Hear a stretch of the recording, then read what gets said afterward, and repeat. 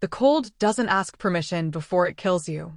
Brielle learned that the moment they threw her past the outer wall, into the kind of winter that swallows screams whole. The council called it exile, called it justice.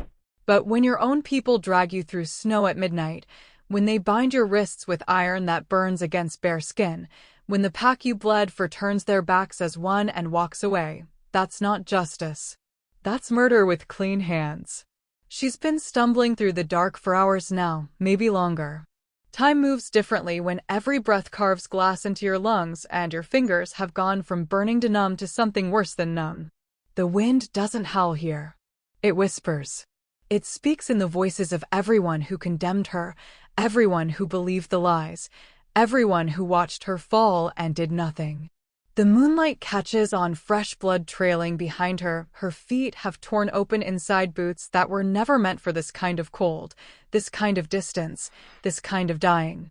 But Brielle refuses to stop moving. Because stopping means lying down. And lying down means the frost wins. Her crime? They said she stole from the pack stores during the worst winter in living memory. Said she hoarded supplies while children went hungry. Said they found the evidence in her dwelling, wrapped in cloth that smelled like her, undeniable and damning. She'd stood before the council with ice forming in her hair, with her voice cracking as she swore on her dead mother's name, on the bones of ancestors buried in the valley, that she'd never touch those supplies. That someone planted them there. That this was a setup, a trap, a lie built on lies. They'd sentenced her anyway. Because the man who accused her wore the council's mark on his chest. Because his word carried the weight of generations. Because Brielle was nobody, a lowborn wolf with no family name, no political power, nothing but her hands and her loyalty and a strange silver mark on her collarbone that she'd been hiding since puberty. A mark that burned sometimes, when the moon was full or when danger pressed close.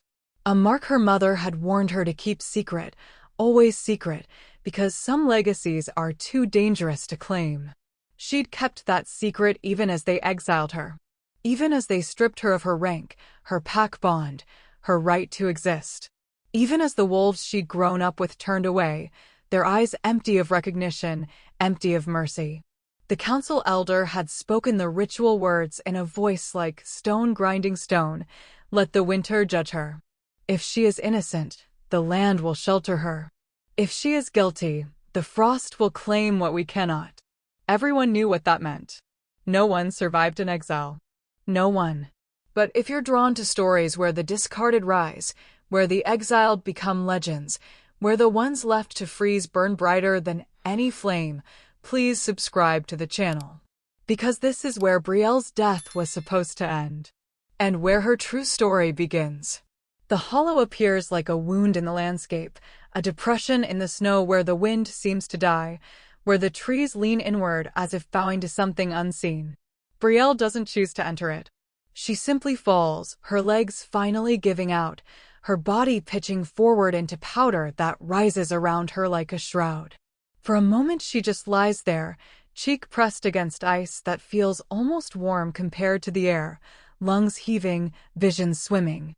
This is it, she thinks. This is where I stop. But then the moonlight shifts. And she sees it. The altar. It rises from the center of the hollow, half buried in snow and time, a structure of stone so old the edges have worn smooth, so massive it looks like it grew from the earth rather than being built upon it. Strange symbols cover its surface, spiraling patterns that seem to move when she blinks, that seem to glow faintly silver in the moon's cold light. Frost flowers bloom across its base, delicate and impossible, petals of ice that shouldn't exist in this temperature, in this place, in this world. Brielle drags herself toward it. Not because she has hope, but because dying next to something ancient feels better than dying alone in empty snow. Her fingers touch stone. The mark on her collarbone flares hot. And that's when she hears it. The sound that turns her blood to slush, that freezes her more thoroughly than any winter ever could. Breathing. Not the wind. Not her own ragged gasps. Something else. Something huge. Something that makes the ground vibrate with each exhale, that disturbs the snow in rhythmic clouds of white. Brielle forces her head up, forces her eyes to focus through the haze of cold and exhaustion and impending death, forces herself to see what stands on the opposite side of the altar, watching her with eyes that catch the moonlight and throw it back in shades of amber and gold, and something older than color has names for. A wolf. But calling it a wolf is like calling the ocean a puddle, like calling a wildfire a spark, like calling a mountain a hill. It's enormous. Easily twice the size of the largest alpha she's ever seen, maybe 3 times, its shoulders level with the top of the altar, its paws sinking into snow that comes up to Brielle's waist. Its fur is the color of smoke and shadow and steel, thick enough to lose your hands in, silver-tipped, and moving with an intelligence all its own. Scars crisscross its muzzle, its shoulders, its flanks, the kind of scars that speak of battles survived, of enemies defeated, of a life measured in violence and victory, and an endurance that defies mortality. But it's the eyes that root her in place, that strip away every defense, every lie, every carefully constructed wall she's ever built around her heart. Those eyes know her, see her. Not the exile, not the accused, not the girl they threw away. Her. The creature doesn't move, doesn't snarl or bare teeth or give any indication it's about to strike. It simply stands there, massive and impossible and utterly still, as if it's been waiting, as if it knew she'd come, as if this moment, this collision of dying girl and legendary beast, was written in stone long before either of them drew breath. Brielle tries to speak. Her lips crack, bleeding fresh warmth that freezes instantly against her skin. Please, she manages. The word comes out broken. Desperate. Please, just make it quick. The wolf tilts its head. Slowly. Considering. Then it does something she doesn't expect. Something that shouldn't be possible. It moves around the altar. Positions itself between her and the wind. Lies down in the snow. And stays. The warmth that radiates from its body is immediate and overwhelming. Heat pours off the creature in waves that make the frost flowers nearby glisten and weep, that turns the air visible between them, that reaches into Brielle's frozen core and reminds her body what it feels like to not be dying. She should run. She should be terrified. She should do anything except what she does. She crawls closer. The wolf watches. Doesn't stop her. Doesn't encourage her. Simply allows. When Brielle finally collapses against its side, when her face presses into fur that smells like pine and stone and winter itself, when she feels the steady thunder of a heartbeat larger than her own, something inside her breaks. Not her bones. Not her body. Her certainty that she deserves to die here. Because this creature, this guardian, this legend, this impossible thing, chose to shelter her. Chose warmth over abandonment. Chose presence over indifference. And in a world that had just cast her into the cold to erase her existence, that choice means everything. The last thing Brielle hears before consciousness slips away is a sound that shouldn't exist. A rumble deep in the wolf's chest that vibrates through her entire body, that sounds almost like words, almost like song, almost like a promise spoken in a language older than the pack, older than the valley, older than memory itself. She doesn't understand it. Not yet. But somewhere deep in her bones, in the blood that carries her mother's secrets, in the mark that burns silver against her skin, she recognizes it. The glacier is singing. And it knows her name. Brielle wakes to the kind of cold that lives inside walls. Not the killing cold of the exile. Not the wind-sharpened blade of winter that had been carving her apart piece by piece. This is different. Ancient. The cold of stone that's been frozen for so long it's forgotten what warmth feels like. The cold of places built to endure, to preserve, to hold secrets that time itself wants to bury. She opens her eyes slowly, each blink feeling like lifting stones. Her lashes are crusted with ice. Her lips are cracked and swollen. Every muscle in her body screams the particular agony of someone who pushed past human limits and survived, barely. But she's warm. Or warmer. Wrapped in something thick and heavy that smells like the forest after rain, like smoke, like safety. Furs. Someone covered her in furs. The realization snaps her fully awake. She sits up too fast, and the world tilts, swimming in shades of blue and silver and white. Pain lances through her ribs, at least 2 cracked, maybe 3. Her feet throb with the deep ache of frostbite, not quite severe enough to take toes, but close enough to remind her how near she came to losing everything. And then she sees where she is. The Ice Temple. That's the only word for it. Temple. Because this isn't a cave or a shelter or any natural formation. This is a structure. Walls of stone so smooth they look like glass, like frozen water, like the moment a wave decides to stop moving and simply be. They curve upward into a vaulted ceiling that disappears into shadow, and across every surface, every wall, every column, every archway, frost flowers bloom in intricate patterns that seem to shift when she's not looking directly at them. They glow faintly, pulsing with a light that has no source, that comes from within the ice itself. The floor beneath her is carved with symbols. Not random. Intentional. A massive circular pattern that radiates out from the center where she's lying, each ring containing script in a language she's never seen, but somehow feels familiar. Like a song she heard once as a child and forgot, but her body remembers how to move to. Brielle tries to stand. Her legs shake but hold. Barely. That's when she realizes she's not alone. The giant wolf sits at the far end of the temple, positioned in front of an archway that leads deeper into the structure. Watching her. It hasn't moved from its sentinel position, muscles coiled beneath that smoke-and-steel fur, head lowered, but eyes fixed on her with an intensity that makes her skin prickle. In the strange light of the frost flowers, its scars look even more pronounced, raised lines of tissue that crisscross its face, its shoulders, one particularly vicious mark that runs from its left eye down to its jaw. Battle scars.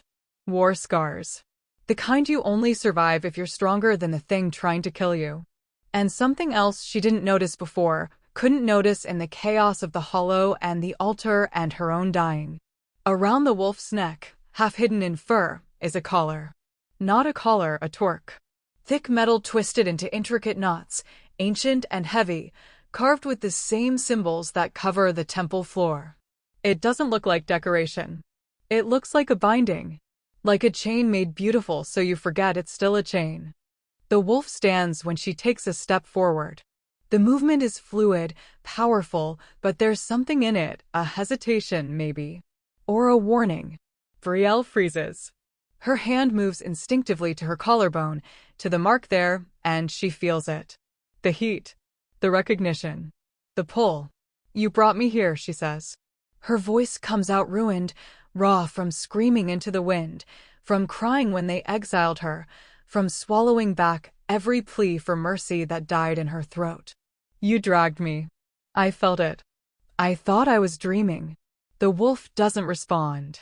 Can't respond. It's an animal. A beast.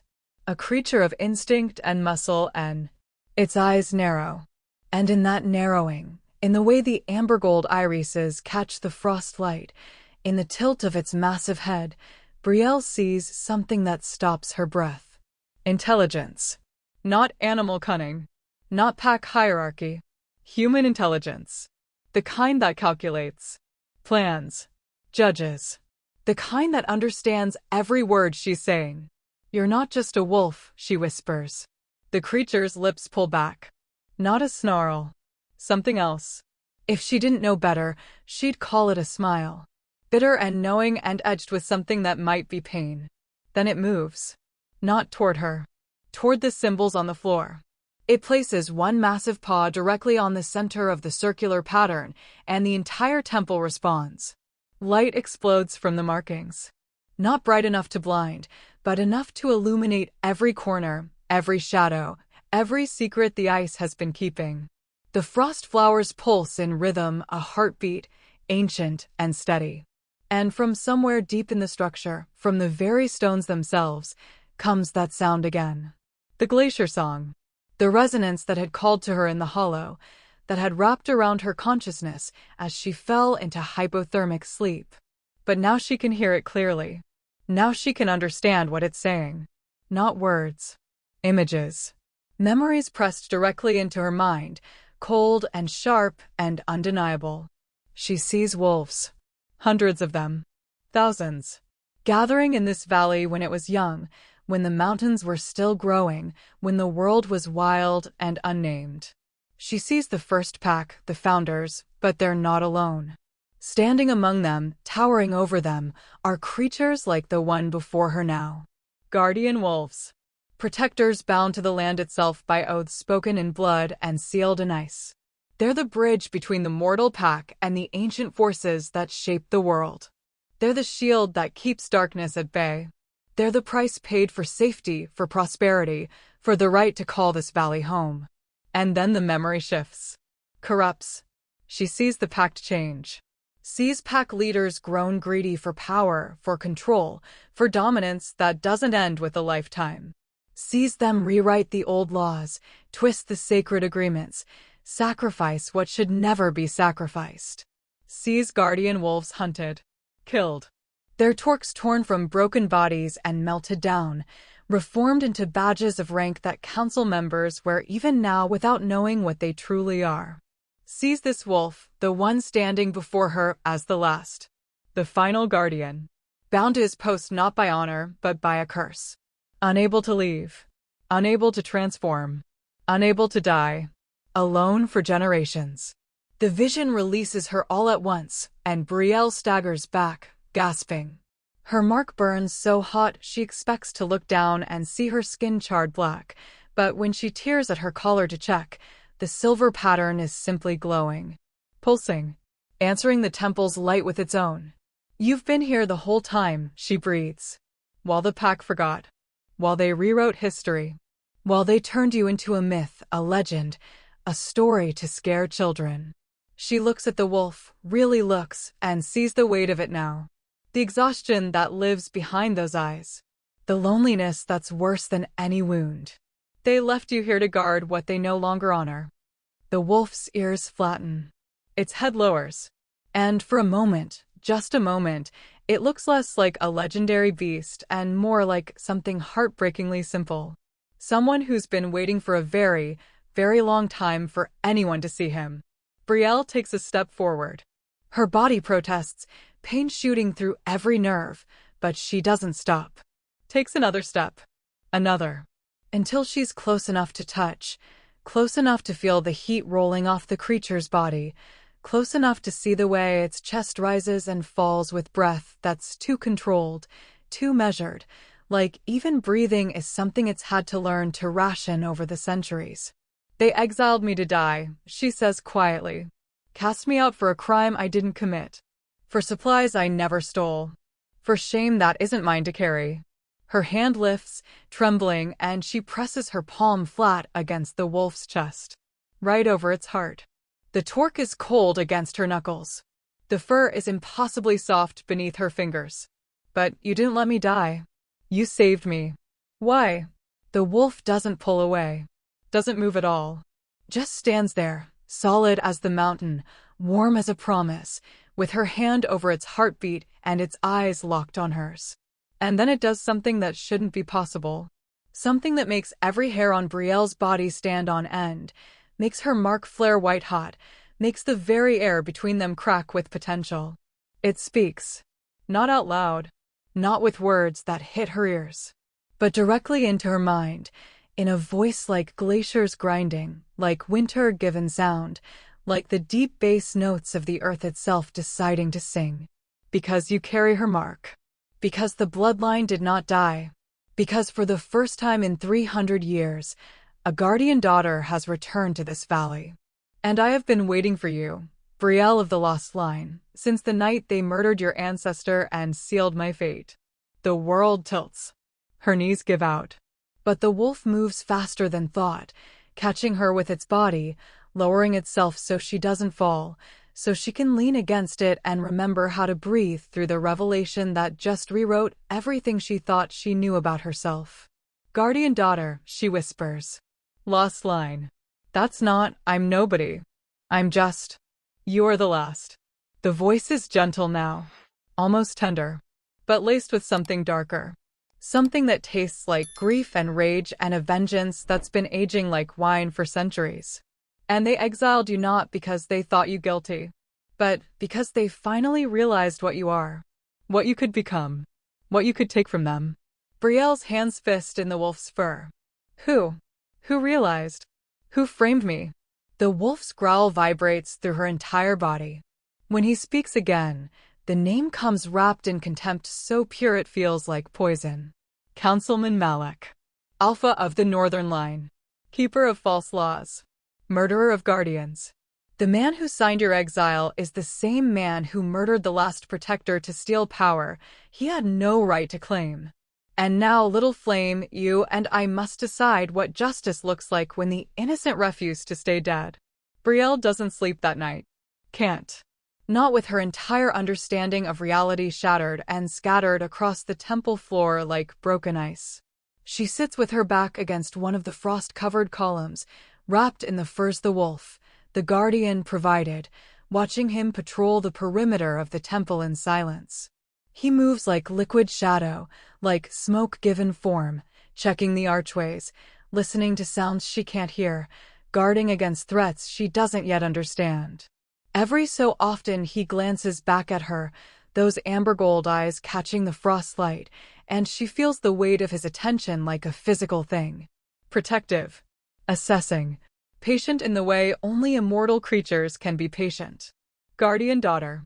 The words echo in her skull, refusing to settle, refusing to make sense. Lost line. Her mother never told her. Never breathed a word about bloodlines or guardians or marks that meant anything beyond danger. All Brielle knew was that the silver pattern on her collarbone appeared on her 13th birthday, rising through her skin like ink blooming in water, and her mother's face had gone white as death when she saw it. Had grabbed Brielle's shoulders hard enough to bruise and whispered the only instruction that mattered: hide it. Always hide it. If anyone sees, if anyone knows, they will take you from me. 6 months later, her mother was dead. A hunting accident, they called it. A slip on icy rocks, a fall into the ravine, a body recovered 3 days later so broken they wouldn't let Brielle see her before the burial. 12 years old and orphaned, taken in by a pack that never quite looked at her like she belonged, given a place to sleep and work to do and nothing else. No family. No legacy. No explanation for why her mother had been so afraid. She'd learned to make herself small. Learned to keep her head down, her voice quiet, her mark hidden beneath high collars and careful positioning. Learned that being unremarkable was the same as being safe. Found work in the pack's storage houses, counting supplies, organizing inventory, keeping records that no one else wanted to touch. Boring work. Invisible work. The kind of work that let her fade into the background while the pack's politics and hierarchies and power games played out around her. For 17 years, that strategy had worked. For 17 years, she'd been nobody special. Nobody dangerous. Nobody worth noticing. And then Malek noticed. The memory surfaces like something dead rising from deep water, cold and bloated with truth she hadn't wanted to see. It was 3 months ago. Late autumn, just before the first real snow. She'd been working alone in the eastern storage house, taking inventory of the preserved meats and grain stores, when she heard the door open behind her. Turned to see Councilman Malek standing in the entrance, backlit by the setting sun, his council badge, that twisted silver badge she now knows was forged from murdered guardians' torques, gleaming on his chest. He'd smiled at her. The kind of smile that doesn't reach the eyes. The kind that makes you want to check for the nearest exit. Brielle, he'd said, his voice smooth as poisoned honey. Working late again, I see. You're very dedicated to the pack's well-being. She'd nodded. Kept her eyes down. Felt her mark burning beneath her collar, responding to something in his presence, something wrong. Just finishing the count, Councilman. I'll have the report ready by morning. He'd moved closer. Not threatening. Not overtly. But closing the distance in a way that made her skin crawl, made every instinct scream danger even though he hadn't done anything, hadn't said anything that warranted fear. Tell me, Brielle. He'd stopped just behind her, close enough that she could smell the pine oil he used on his hair, close enough to feel the heat of his body at her back. "Do you ever wonder about your mother? About how she really died?" The question had landed like a blade between her ribs. She'd frozen, stylus still pressed to parchment, breath caught in her throat. "It was an accident," she'd whispered. "Was it?" His hand had come to rest on the shelf beside her head, caging her in without touching her. Or was it a necessary removal of a problem that had grown too large to ignore? A woman with old blood, old knowledge, old loyalties that threatened the order we've worked so hard to build. Brielle had turned then, pressed her back against the shelves, met his eyes and seen the truth there. Cold. Calculated. Absolutely certain of his power. "I don't know what you're talking about." "Don't you?" He tilted his head, studying her like she was a specimen, an interesting puzzle. "That mark you hide so carefully. Did you think no one would ever notice? Did you think you could live among us forever without someone realizing what you carry?" Her hand had flown to her collar instinctively, and his smile had widened. "There it is. The tell. The fear." He leaned in, voice dropping to a whisper. "Your mother was guardian-born, child. Last daughter of a line we thought we'd eradicated. And now you stand here, marked and ignorant, a loose thread that could unravel everything if someone pulled hard enough." "I'm not a threat to anyone," she'd managed. "I'm nobody. I don't even know what guardian-born means. I just want to live quietly. I just want." "What you want is irrelevant." He'd straightened, adjusted his badge, his demeanor shifting from predator to politician in a heartbeat. "But you're right about one thing. You are nobody. A storage clerk with no family, no standing, no voice. Which makes what comes next very simple." He'd walked to the door, paused with his hand on the frame. "In 3 months, when the winter stores are audited, we'll find evidence that you've been stealing. Hoarding supplies while the pack suffers. The evidence will be irrefutable. The council will have no choice but to exile you." His eyes had found hers across the distance, and in them she'd seen her death already written. "And once you're beyond the wall, once you're just another body the winter claims, this problem, this bloodline ends for good." Then he'd left. And Brielle had stood there shaking, understanding that she'd just been told exactly how she would die, and there was nothing she could do to stop it. She'd tried anyway. Of course she tried. Went to other council members, tried to warn them, tried to explain that Malek was planning something. But who is she? A nobody. A clerk. A girl with no proof and wild accusations against one of the pack's most respected leaders. They'd looked at her with pity and dismissed her concerns as stress, as paranoia, as the delusions of someone who worked too hard alone. And 3 months later, exactly as Malek promised, they'd found the stolen supplies in her dwelling, wrapped in her blankets, smelling like her soap, damning and perfect. The trial had lasted less than an hour. The sentencing even less. Brielle presses the heels of her hands against her eyes now, trying to stop the burn of tears that want to come but can't. Her body is too dehydrated, too damaged. So she just sits there, dry-eyed and hollow, while rage builds in her chest like a storm gathering force. "He killed my mother," she says out loud. Not a question. A realization spoken into being. He found out what she was, and he killed her. And he would have killed me too, if I died in the snow like I was supposed to. The Guardian stops pacing, turns to face her fully, and even across the distance, she can feel his attention lock onto her like a beam of concentrated light. "Yes. How long have you known?" Her voice cracks. "How long have you been watching me?" "Since the night they buried your mother. Since I felt the Guardian mark waken you and realized the line had not ended." He moves closer, each step deliberate. "I could not reach you. Could not leave this place. Could not even send you warning. The curse that binds me keeps me locked to this valley's heart, unable to cross beyond the temple's boundaries." He settles onto his haunches in front of her, massive head level with hers, eyes burning with intensity that makes her mark flare hot. "I have watched you grow from child to woman. Watched you hide your light, dim your fire, make yourself small and silent and safe. Watched you grieve alone, survive alone, build a life from scraps and call it enough. And I have raged, little flame. Every day of your exile within the pack, I raged that I could not protect you as I was sworn to protect your bloodline. That I could not strike down the man who murdered your mother and stole the power that should have been yours. Brielle's breath hitches. Power? I don't have power. I can't even shift properly. My wolf is weak, small. The pack always said. The pack lied. The guardian's growl vibrates through the stone beneath her. Your wolf is not weak. It is dormant. Suppressed. Locked behind a barrier your mother placed to protect you, to hide what you truly are until you were old enough, strong enough to claim it safely. He leans forward until his muzzle nearly touches her forehead, until she can feel his breath warm against her skin, until the weight of his words presses into her like a physical force. You are not a common pack wolf, Brielle. You are guardian-born.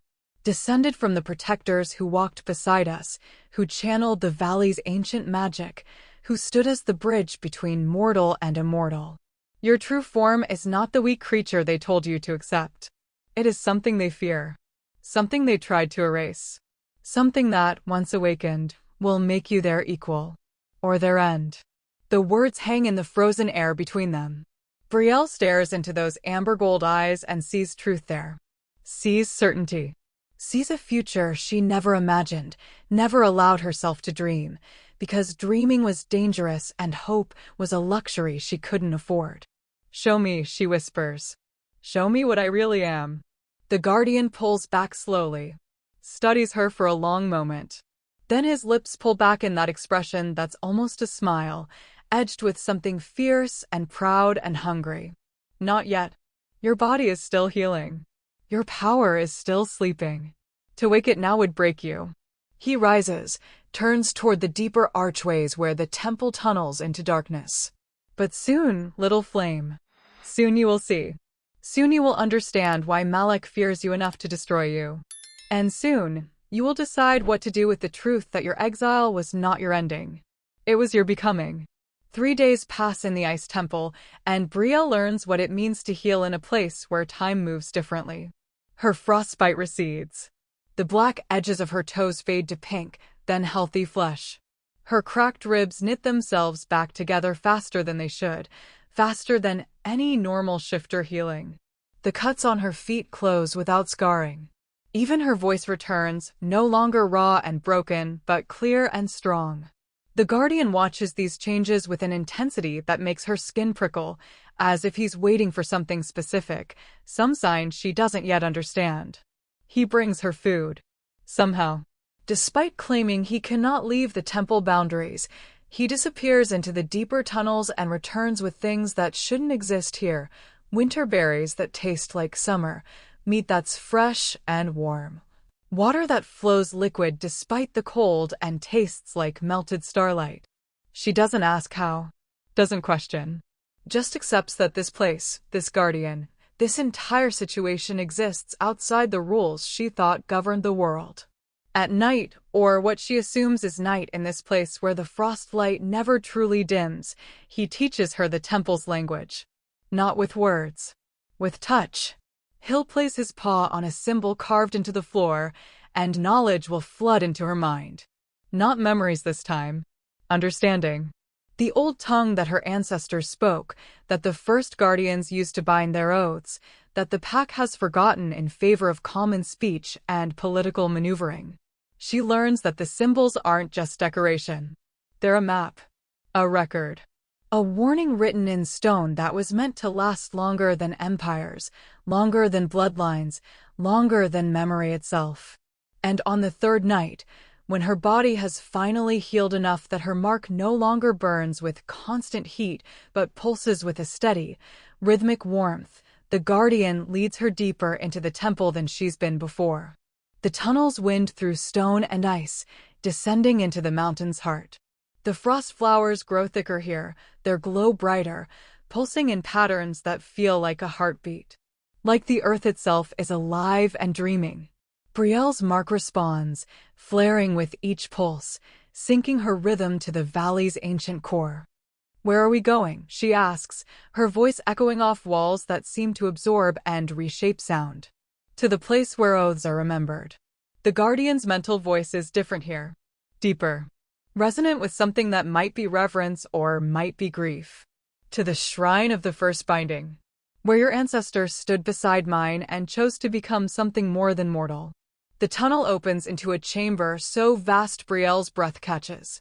It's a cathedral carved from the living mountain, walls soaring up into shadow so deep the frost light can't penetrate it, ceiling lost to darkness that feels infinite. But it's what sits in the center that stops her heart. An altar. Not like the broken one in the hollow where the Guardian first found her. This one is whole. Perfect. Massive. Built from stones so black it seems to drink light, carved with symbols that writhe and shift like living things. And surrounding it, rising from the floor in a perfect circle, are statues. Wolves. But not like any wolves that walk the earth now. These are guardian wolves. Towering. Majestic. Frozen in poses of watchful protection, their stone eyes seeming to track her as she enters, their presence so powerful she can feel the weight of their attention even though they're just carved rock. Just art. Not just art, the Guardian corrects, sensing her thoughts. Memory given form. Each statue represents a sentinel who stood watch over this valley. Each one died protecting the pack that ultimately betrayed us. Brielle counts them as she walks forward, her footsteps echoing in the sacred silence. 12 statues. 12 guardians. And between them, smaller figures carved with equal care, humans. No, not just humans. Women. Each standing beside a wolf, hand pressed to stone fur, faces upturned with expressions that blend devotion and power, and something Brielle recognizes instantly because she feels it burning in her own chest. Purpose. Guardian-born, she whispers. These were the daughters. The bloodline. Yes. The Guardian moves to stand beside the first pair of statues, his living form dwarfed by the stone representation of his ancestors. For generations beyond counting, there was balance. A guardian wolf bound to the land. A human daughter born with the gift to channel the valley's magic. Together, they protected the pack from threats no single being could face alone. Ice wraiths from the deep mountains. Plague spirits that rode the winter wind. Hunger that could consume entire settlements. And darker things. Things that have no names in your tongue. He turns to look at her, and in the strange light his eyes seem to glow brighter, burn hotter. The daughters were not servants. They were equals. Partners. They could hear the glacier songs as you do. Could speak with the land, persuade it to give up its secrets, bend its power to their will when the need was dire. They lived longer than normal humans. Aged slower. Walked between worlds with a grace that made them revered. Brielle moves along the circle of statues, studying each face. Some look fierce. Some serene.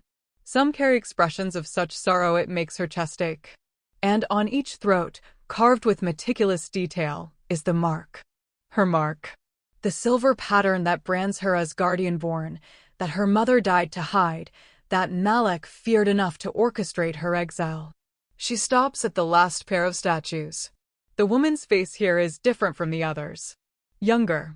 Unfinished, somehow, as if the sculptor ran out of time or couldn't quite capture what they were trying to preserve. And the wolf beside her. This is you, Brielle breathes. This is your form. Your human partner. Her name was Lyra. The Guardian's voice goes soft, distant, wrapped in grief so old it's become part of him. She was the last Guardian daughter before the betrayal. Before the pack's leaders decided that sharing power was too dangerous, that having protectors who couldn't be controlled or corrupted was a threat to their authority. He sits, and even seated he towers over Brielle, his massive head level with the statue's shoulder. Lyra and I stood watch together for 37 years. She was fierce, brilliant, uncompromising in her defense of the pack, even when the pack didn't deserve her protection. Even when the council plotted in shadows, rewrote the sacred laws, turned guardian into a word spoken with fear instead of reverence. She knew what was coming, felt the shift in the valley's song, tried to warn me, tried to convince me to break my oath, to flee before the trap closed. His voice cracks and Brielle feels the echo of his pain like a physical blow. I refused. I was sworn. I was bound. I believed that honor mattered more than survival. And then Malak came. Young and ambitious and burning with the kind of hunger that can only be satisfied by standing on corpses. He challenged Lyra to single combat under the pretense of proving she was still worthy of her position. It was meant to be ceremonial. A formality. But he'd poisoned his claws. Coated them in something that no healing could counter, no magic could purge. She died in my arms. 37 years of partnership, of friendship, of something deeper than either of us had words for, ended in the space of minutes while I held my fury at a sky that didn't care. Brielle's hand finds the guardian's shoulder without thought, pressing into fur that's trembling with barely restrained emotion. And then Malak took her torque. The collar Guardian-born wore to mark their position, to channel the valley's power safely. He melted it down with the others he'd already stolen, forged them into badges of rank, and distributed them to council members who wear murdered protectors around their necks and call it tradition. The Guardian's growl builds, vibrating through stone and ice and Brielle's very bones. And then he tried to kill me. But I am not so easy to end. I am sworn to this valley, bound to its bedrock. I cannot be killed while the oath holds. So instead, he twisted it. Found a rogue which paid her in blood and promises, and had her warp my binding into a curse. Now I cannot leave the temple, cannot take human form, cannot even die to end this vigil. I have been here for 300 years, little flame, watching the pack prosper on foundations built from murder, watching them forget, watching them erase Guardian from history and replace it with myth. Until you. He turns his head to look at her, and the weight of 3 centuries of grief and rage and desperate hope crashes into her like an avalanche. You're the last daughter. The only one who survived their purge. And your presence here, your survival, your awakening, it changes everything. Brielle stares up at the statues, at the faces of women who died for a pack that turned on them, at the wolves who stood watch alone after their partners were slaughtered. She feels the mark on her collarbone burning, pulsing in rhythm with the frost flowers, with the Guardian's heartbeat, with something vast and ancient stirring beneath the mountain. The prophecy, she whispers. There's a prophecy, isn't there? About what happens when a Guardian daughter returns. Yes.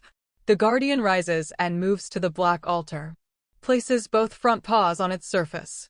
Instantly, the symbols flare to life, burning with cold white light that illuminates the entire chamber. And across the altar's face, words appear. Not carved. Written in light. In the old tongue Brielle has been learning, flowing and beautiful and terrible. When the last daughter rises from winter's grave. When Guardian-born and Sentinel stand as one. When old blood remembers and new power wakes.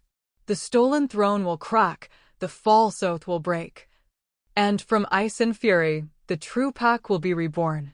Or the valley will fall to shadow and all will be unmade. The light fades.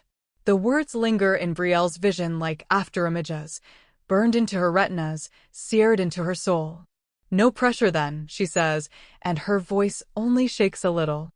The Guardian makes a sound that might be a laugh, or might be a sob, or might be both tangled together after 3 centuries of isolation. The prophecy is not a command. It is a possibility. A fork in the path. You do not have to be the catalyst that remakes the pack. You could walk away. Could hide. Could build a life far from this valley and let the past stay buried. He lowers his head until his muzzle nearly touches her forehead, his breath warm against her skin. But I have watched you, little flame. Watched you survive what should have killed you. Watched you maintain kindness when the world gave you only cruelty. Watched you hold on to hope when hope was a luxury you couldn't afford. And I believe, perhaps foolishly, perhaps desperately, that you are exactly what the prophecy foretold. Not because of your bloodline. Not because of your mark. But because when the pack threw you into the winter to die, You chose to live. And that choice, that stubborn refusal to break, is the most powerful magic any guardian daughter has ever possessed. Brielle closes her eyes. Lets the weight of it settle on her shoulders. Destiny. Prophecy. The fate of an entire valley resting on a girl who 3 days ago was just trying to survive another night in the killing cold. Then she opens her eyes. Lifts her chin. Meets the guardian's gaze with steel in her spine and fire in her chest. Teach me, she says. Teach me to channel the valley's power. Teach me to wake my true form.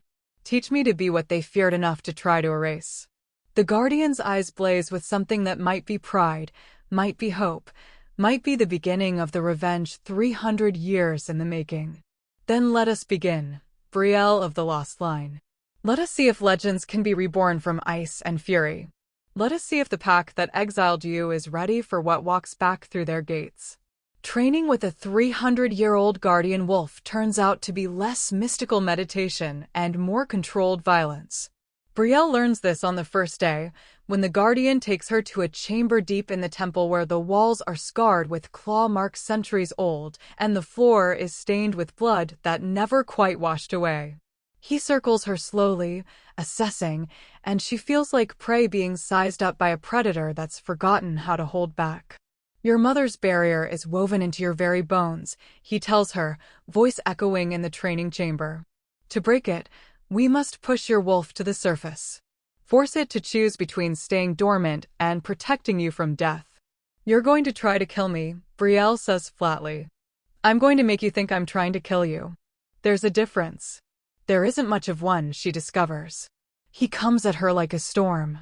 Not his full strength that would liquefy her internal organs, but enough that every instinct screams at her to run, to hide, to submit.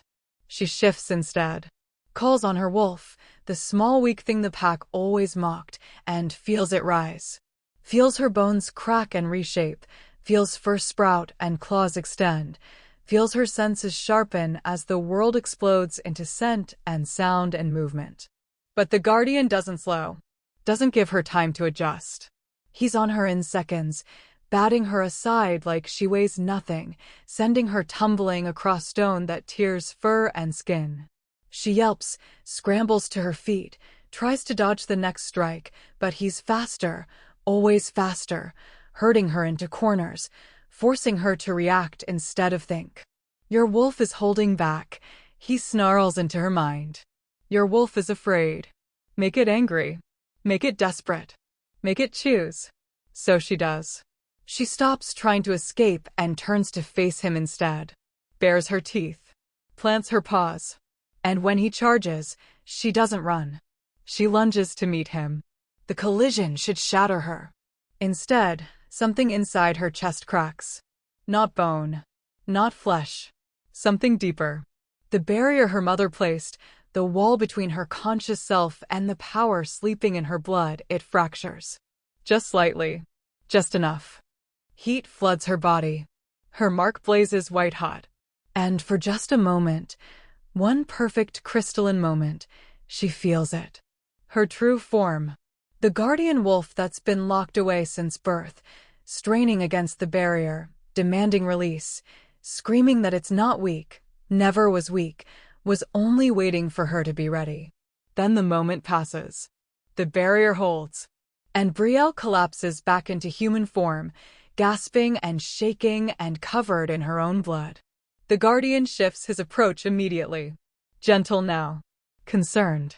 He lies down beside her, lets her lean against his warmth while her accelerated healing knits the worst of the damage. You felt it. Yes, she breathes. Good. That's good. Every session will push a little harder. Crack the barrier a little more. Until the day it shatters completely and you stand as what you were always meant to be. They train like this for days. Maybe weeks. Time loses meaning in the temple, measured only in bruises healed and barriers weakened, and the slow, steady awakening of power that makes Brielle's mark burn brighter with each passing session. She learns other things too. How to hear the glacier songs not just as distant music but as language, as instruction, as the valley itself teaching her its secrets. How to draw on the cold instead of fighting it, letting frost form on her fingertips and reshape according to her will. How to move like a guardian daughter should move, with confidence, with grace, with the certainty that she belongs to this place as much as it belongs to her. And she learns about the guardian himself. His name, spoken in the old tongue, is Stellan. It means calm or steady, which would be ironic except she sees how he earned it. How even 300 years of imprisonment hasn't broken his sense of purpose. How he still believes in the oath he swore, still watches over a pack that doesn't deserve his protection, still holds hope that balance can be restored. She learns that he's lonely. That immortality without companionship is just another word for torture. That when she reads aloud from the old texts they find in the temple archives, his eyes close and his breathing steadies, and she realizes he's savoring the sound of a human voice speaking the language of his youth like a starving man savoring bread. She learns that he's gentle when he thinks she's not watching. That he arranges the frost flowers around her sleeping space so they glow brighter through the night. That he brings her things from the deeper tunnels, old jewelry that belonged to previous guardian daughters, books preserved by ice, a cloak woven from some material that's warm as summer, but light as air. And she learns that despite everything, the trauma, the isolation, the curse, he hasn't let himself become bitter. Angry, yes.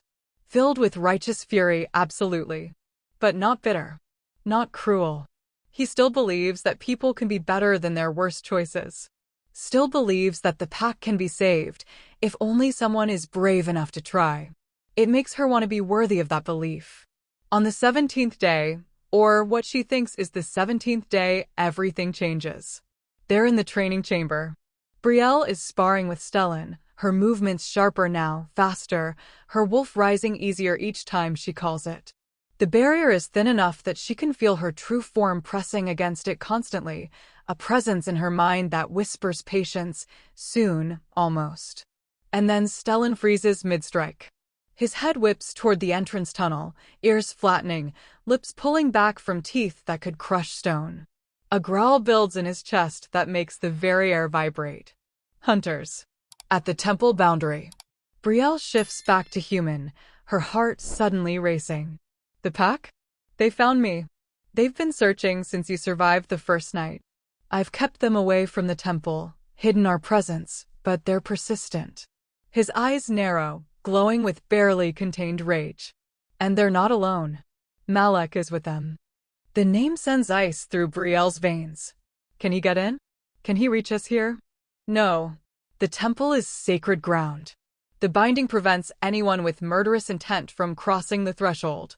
But he doesn't finish. Doesn't need to. Because suddenly voices echo down the tunnel. Human voices. Pack voices. Coming closer. Stellan positions himself between Brielle and the entrance, every muscle coiled to strike. Stay behind me. Do not engage. Do not let them see your mark.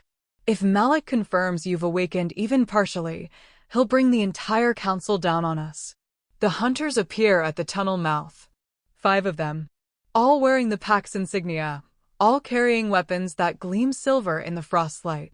And behind them, stepping into view with the confidence of someone who's never known real consequences, is Malek.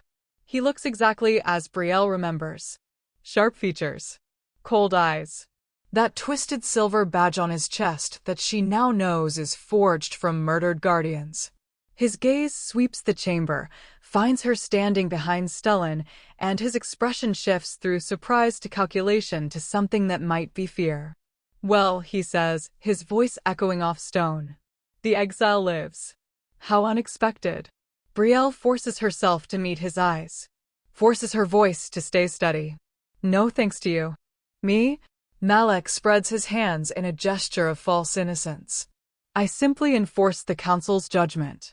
If you're angry about your exile, take it up with the law. The law you rewrote. The law you twisted to hide what you did to the guardians. The hunters exchange glances. Confused. Uncertain. They don't know what she's talking about. Don't know the truth about the man they follow. But Malek's mask cracks. Just for a moment. Just enough to see the calculation behind it, the measuring of threats, the adjustment of strategy. I see the winter has made you delusional, he says smoothly. Tragic, really. I came hoping to bring you back, to give you a chance to recant your crimes and rejoin the pack. But if you're going to spout conspiracy theories about ancient fairy tales, the Guardians weren't fairy tales. Brielle steps out from behind Stellan, ignoring his mental warning to stay back. They were real. They protected the pack for generations. And you murdered the last Guardian daughter to steal power you had no right to claim. One of the hunters, a woman Brielle recognizes from the storage houses, someone who used to smile at her in passing, lowers her weapon slightly. Councilman? What is she talking about? Nothing, Malek snaps. Delusions. Frost madness. The exile has clearly. I'm standing in a temple that shouldn't exist, Brielle interrupts. Protected by a wolf your own legends describe. Wearing a mark that proves my bloodline. How much proof do you need before you start questioning what your precious councilman has been hiding? Stellan growls low and dangerous. Careful, little flame. You're pushing him. Good, she shoots back mentally. Let's see what he does when pushed. What he does is smile. Cold and certain and absolutely terrifying. If you won't come willingly, Malek says softly, then I suppose we'll have to drag you back in chains. The council will be interested to hear how you've been consorting with beasts and dabbling in forbidden magic. The punishment for such things is far worse than exile. He gestures to the hunters. Take her. They hesitate. Looking at Stellan, at the temple, at Brielle with her mark now glowing visibly through her clothes. The woman who lowered her weapon shakes her head slowly. This doesn't feel right. The temple, it's sacred. We shouldn't be here. The temple is a ruin from a dead age, Malek snarls. And that girl is a criminal and a heretic. Now move, or I'll report your insubordination to the full council. The threat works. The hunters move forward. Not eagerly, but they move. And Stellan explodes into motion. He doesn't cross the temple threshold, can't, because of the curse. But he doesn't need to. He positions himself at the entrance, a living wall of fur and fury and 300 years of pent-up rage. His roar shakes the chamber, dislodges ice from the ceiling, sends the hunters stumbling back in primal terror. You want her? His mental voice booms loud enough that even the humans can feel it, can sense the weight of his fury pressing against their minds. Then come through me. Come face the last guardian. Come die on the same ground where you murdered my partner and thought yourselves safe from consequences. The hunters break. Turn. Run back up the tunnel like prey fleeing a forest fire. Even trained warriors, even pack members loyal to their councilman, know better than to face a guardian wolf in his own domain. But Malek doesn't run. He stands at the threshold, just beyond Stellan's reach, and the expression on his face is pure calculated malice. So it's true, he says quietly. The old beast still lives. Still clings to his pathetic oath. Still believes he can protect what's already lost. He looks past Stellan to Brielle, and his eyes are empty of anything resembling humanity. Enjoy your sanctuary while it lasts, exile. Because I'm going to do what I should have done 300 years ago. I'm going to bring the full might of the council down on this temple. I'm going to shatter your sacred ground. I'm going to kill that monster you're hiding behind. And then I'm going to drag you back to the pack square and execute you in front of everyone, so they remember what happens to bloodlines that refuse to die. He turns to leave. Pauses. Delivers his final blow with casual cruelty. Your mother begged, you know. At the end. Begged me to spare you. Promised she'd never speak of the Guardians again, never teach you the old ways, never let you become a threat. I killed her anyway. Because mercy is for people who matter. He smiles. And you, Brielle? You've never mattered. You're just a loose end I'm going to tie off permanently. Then he's gone. Walking back up the tunnel with the confidence of someone who's already won, who's already planned 3 moves ahead, who knows exactly how this ends. Brielle stands frozen. Shaking.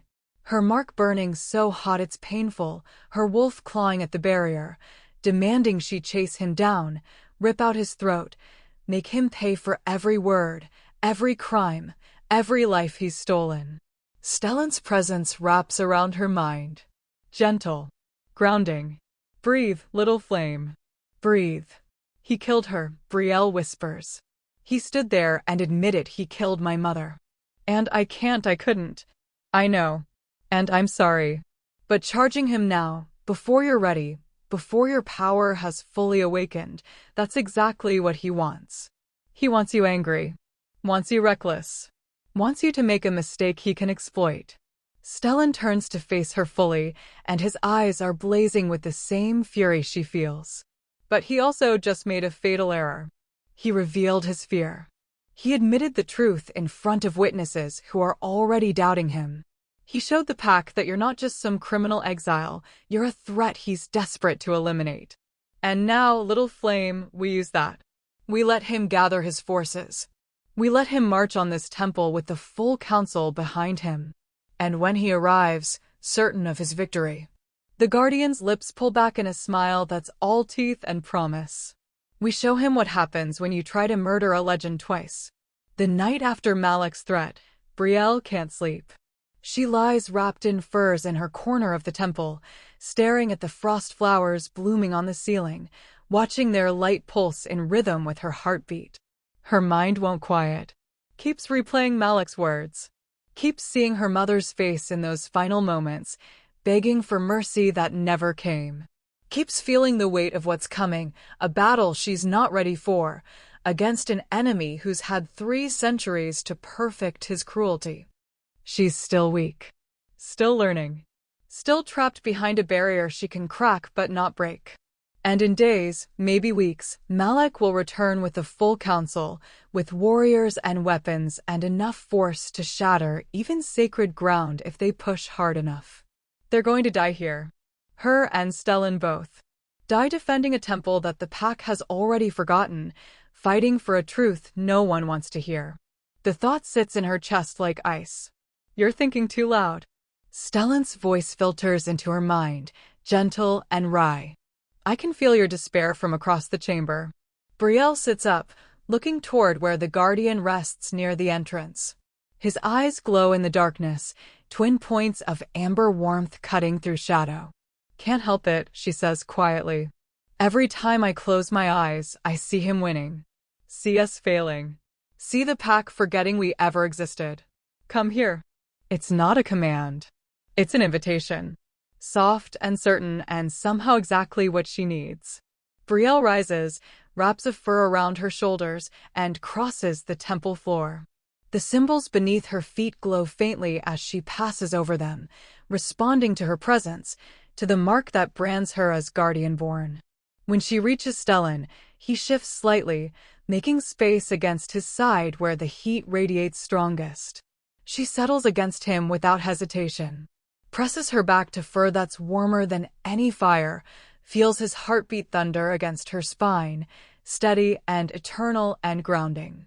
His presence wraps around her like shelter, like safety, like the promise that even if the world ends tomorrow, tonight she's not alone.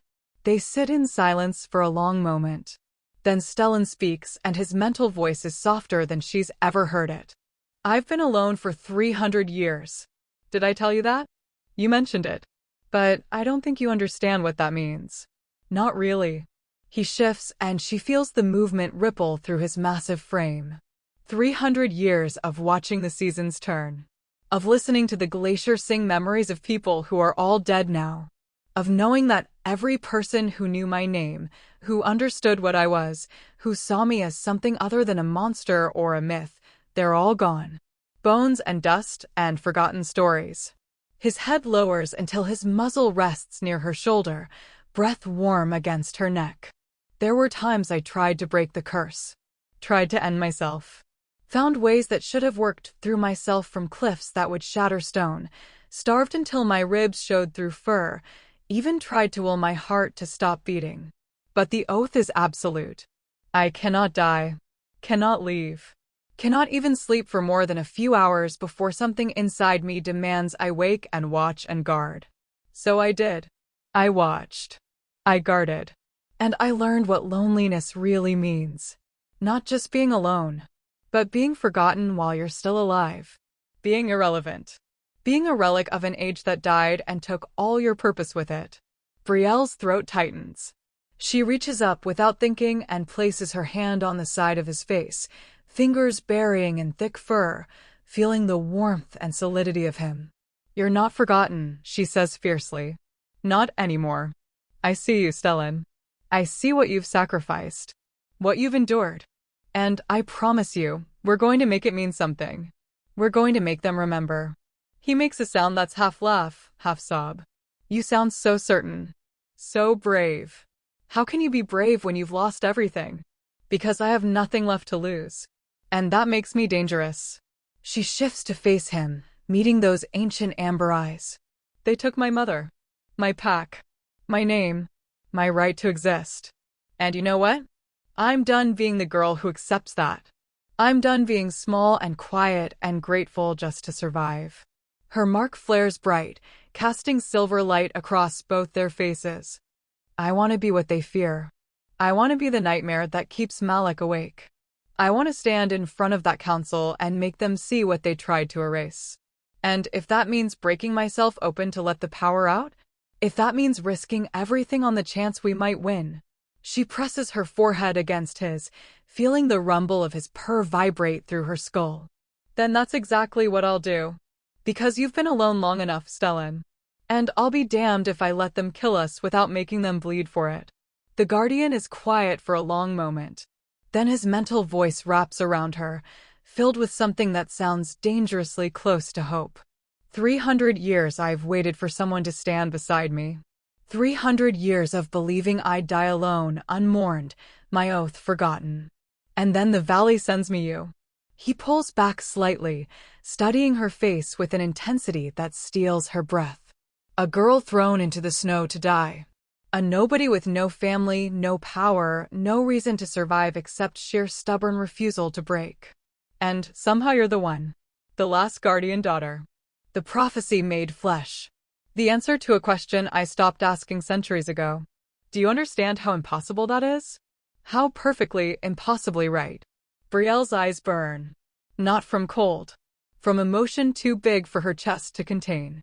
"I understand that every terrible thing that happened to me led here. To you. To this temple.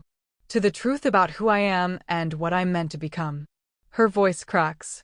"And I understand that if I died in that hollow like I was supposed to, you'd still be alone. And I can't stand the thought of that. Of you waiting another 300 years for someone who never comes. Then don't die." Stellan's command is fierce, absolute. "Don't you dare die before you've had the chance to live as what you truly are. Don't die before you've felt your true form, before you've sung the glacier songs loud enough to shake mountains, before you've made them see you for the legend you're becoming. Promise me, little flame. Whatever happens when Malik returns, promise me you'll survive it. Only if you promise the same. I'm immortal. I don't have a choice. Neither do I." Brielle grips his fur tighter. "Because I'm not leaving you. Not now. Not ever. So either we both survive this, or don't." His growl cuts her off. "Don't finish that sentence. Don't even think it. Then don't ask me to promise something I can't control. We face this together, Stellan. Both of us. Or neither of us. That's the only promise I can make." They stare at each other. Two beings who should never have met, never have connected, never have mattered to each other. A cursed guardian and an exiled girl. A legend and a nobody. Partners across 300 years of separation, finally reunited by blood and prophecy and the valley's desperate hope. And in that moment, something shifts between them. Something deeper than partnership. Deeper than friendship. Something that has no name in any language, but feels like fate and choice and recognition all tangled together. Stellan's voice, when it comes, is barely a whisper in her mind. "When I take human form again, and I will, little flame, because breaking this curse is part of the prophecy, when I stand before you as I truly am, not trapped in this shape but whole and free." He pauses, vulnerable in a way she's never seen him. "I'm going to ask you to stay. Not for duty. Not for prophecy. But because these weeks with you have reminded me what it feels like to not be alone. And I don't think I can go back to empty centuries after knowing what your presence feels like in my mind. Brielle's heart hammers. You're asking if I'd choose you. If I'd stay even after the battle is won, even after Malek is defeated, even after the pack is remade. Yes. She doesn't hesitate. I don't have anywhere else to go. No family waiting. No life to return to. The pack exiled me, remember? They made me nothing. She smiles, fierce and bright. So yeah, Stellan. When this is over, when you're free and I'm standing as my true self and the valley is ours to protect, I'll stay. I'll stand beside you the way Lyra did. The way all the Guardian daughters did. Her smile softens. The way I already want to, even now. The sound he makes is pure relief. Pure joy. A rumble that shakes the temple walls and sends frost flowers blooming in brilliant cascades across every surface, the valley itself responding to his emotion, celebrating the end of his loneliness. When the light fades, when the glacier songs quiet, Stellan shifts position. Curves his massive body around hers, tail wrapping over her legs, head resting near her shoulder, enclosing her in warmth and protection, and something that feels like coming home. Sleep, little flame. Tomorrow we train harder. We push farther. We prepare for war. But tonight we rest. Together. Brielle closes her eyes. Lets exhaustion pull her under. And for the first time since her exile, since her mother's death, since the moment she learned the world was cruel and survival meant making herself invisible, she sleeps without nightmares. Because she's not alone anymore. Because someone sees her. Knows her. Chooses her. And tomorrow, when the training begins again, when the barrier cracks a little more and her power rises a little higher, she'll fight not just for revenge, not just for justice, but for this. For him. For the connection that shouldn't exist, but does. For the partnership that the pack tried to erase, but couldn't quite kill. For the chance to stand beside a legend and remake a world from ice and fury and stubborn hope. The frost flowers pulse in rhythm with their breathing, one guardian wolf, one daughter of a lost line, bound by oath and prophecy and something far more dangerous than either. Choice. They come on the 7th day after Malek's threat. Brielle feels them before she sees them. The valley song shifts, goes discordant and sharp, like strings pulled too tight before they snap. The frost flowers throughout the temple dim, their light flickering in warning. And Stellan, who's been teaching her to channel cold into shapes and weapons, freezes mid-instruction, his entire body going rigid with alert tension. They're here. Full council. 50 warriors. And something else. His mental voice carries an edge she's never heard before. Something that reeks of dark magic. Old magic twisted into something it was never meant to be. Brielle's mark flares hot against her collarbone. The barrier inside her chest cracks a little wider, her true form pressing against it with increasing urgency. She's stronger than she was. Faster. More controlled. But still not fully awakened. Still trapped just shy of what she needs to be. How long do we have? Minutes. Maybe less. Stellan moves to the entrance, every muscle coiled to strike. Stay in the inner chamber. Let me handle the first wave. If they break through a euro, we fight together. Brielle joins him at the entrance, ignoring his growl of protest. That's what we agreed. Both of us or neither. He doesn't argue. Doesn't have time. Because suddenly the temperature drops even further than the temple's natural cold, and the tunnel entrance fills with bodies. Warriors in full battle gear, weapons drawn, faces grim with purpose. And behind them, the council members in their ceremonial robes, those twisted silver badges gleaming on their chests like accusations. Malek stands at the front. Smiling. Last chance, exile, he calls out, his voice echoing off stone. Come quietly. Face judgment with dignity. Or we drag you out and make an example that'll be remembered for generations. Brielle steps forward, chin lifted, mark blazing visible through her clothes. I'm done running from you. Done accepting your lies. Done letting you get away with murder and call it law. She raises her voice so every warrior, every council member can hear. 300 years ago, This man murdered the last guardian daughter, killed her in cold blood to steal the power she represented. And then he cursed the guardian wolf she partnered with, trapped him here, erased the truth from history so no one would question his authority. Murmurs ripple through the assembled pack. Confusion. Uncertainty. Some of the warriors exchange glances, hands tightening on weapons, but faces showing doubt.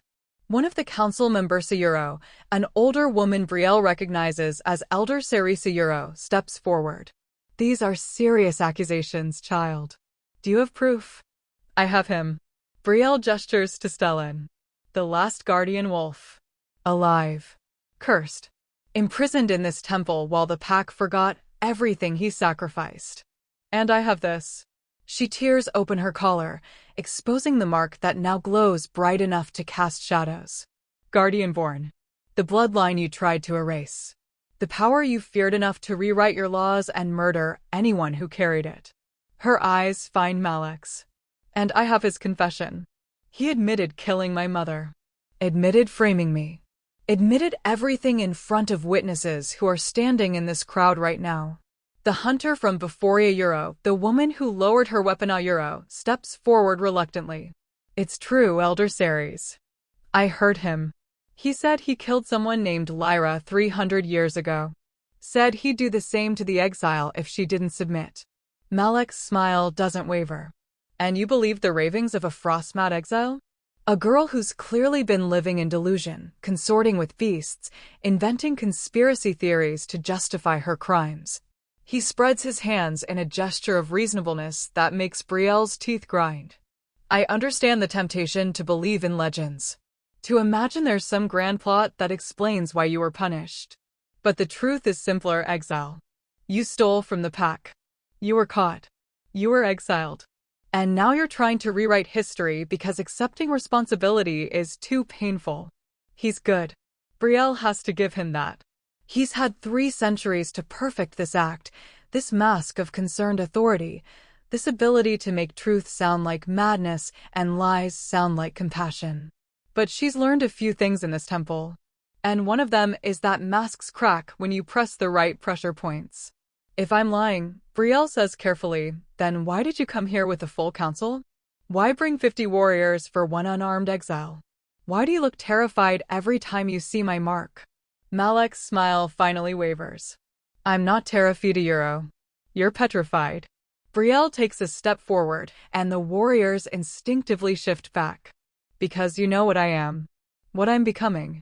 And you know that if I fully awaken, if I claim the power my bloodline carries, Euro, your stolen authority ends. Your 300 years of unchallenged rule crumbles. Everything you built on murder and lies falls apart. She looks past him to the council, to the warriors, to the pack members who followed their leader here without understanding why. He's wearing guardian torques around his neck. All of you are. Those badges you think honor your rank? They're melted down from the collars of protectors he murdered. You're wearing the dead on your chests and calling it tradition. Elder Ceres' hand moves to her badge. Others do the same. Doubt spreads like cracks in ice. Enough. Malek snarls. The mask finally drops. The careful politician disappears, replaced by something cold and vicious and absolutely ruthless. I've wasted enough time on you. Warriors, take her. Kill the beast. Burn this temple to bedrock. But the warriors don't move. They're looking at their badges now, at each other, at Malek with dawning horror as they realize something's wrong. That maybe the exile isn't the villain in the story. Malek's face twists with rage. I gave you an order. Obey your councilmen or face charges of insubordination. We obey the pack, Elder Ceres says quietly. Not the pack's tyrant. And that's when Malek reveals what he brought. What that dark magic smell was that set Stellan on edge. He pulls out a small carved box from his robes. Opens it. And the temperature plummets so fast Brielle's breath crystallizes into ice crystals mid-exhale. Inside the box, wrapped in cloth that seems to absorb light, is a stone. Black as void. Pulsing with wrongness that makes Brielle's stomach heave and her mark burn with warning. Corruption stone. Stellan's mental voice is pure horror. He found a corruption stone. Those were buried, sealed, forbidden for a reason. Do you know what this is, Exile?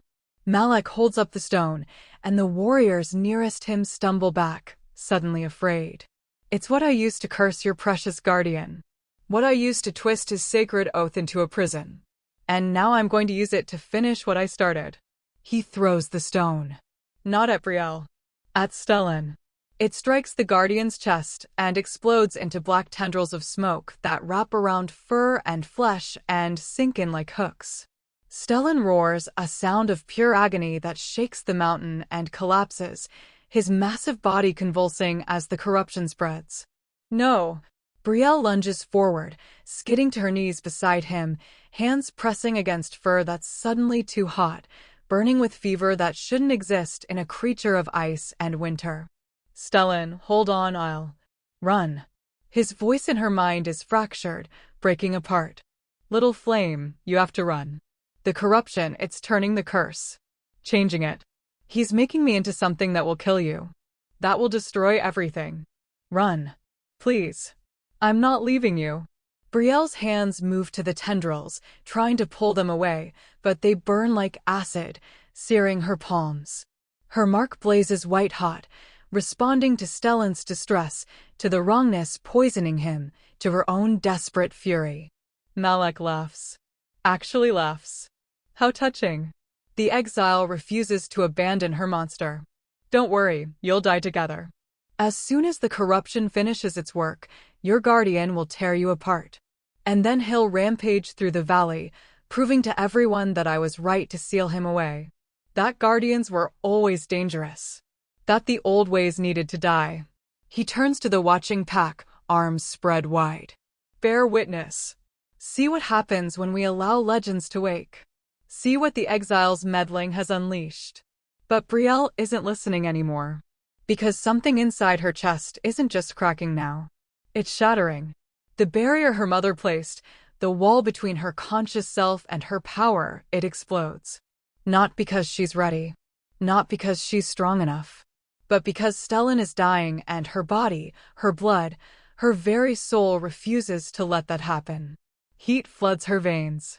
Her mark doesn't just glow, it ignites. White flames erupting across her skin that don't burn her but burn everything else. The corruption tendrils touching her hands shrivel and retreat, unable to withstand the pure guardian-born fire now coursing through her. Brielle throws back her head and screams. Not in pain. In transformation. Her bones crack and reshape. Her skin ripples with fur the color of moonlight and frost.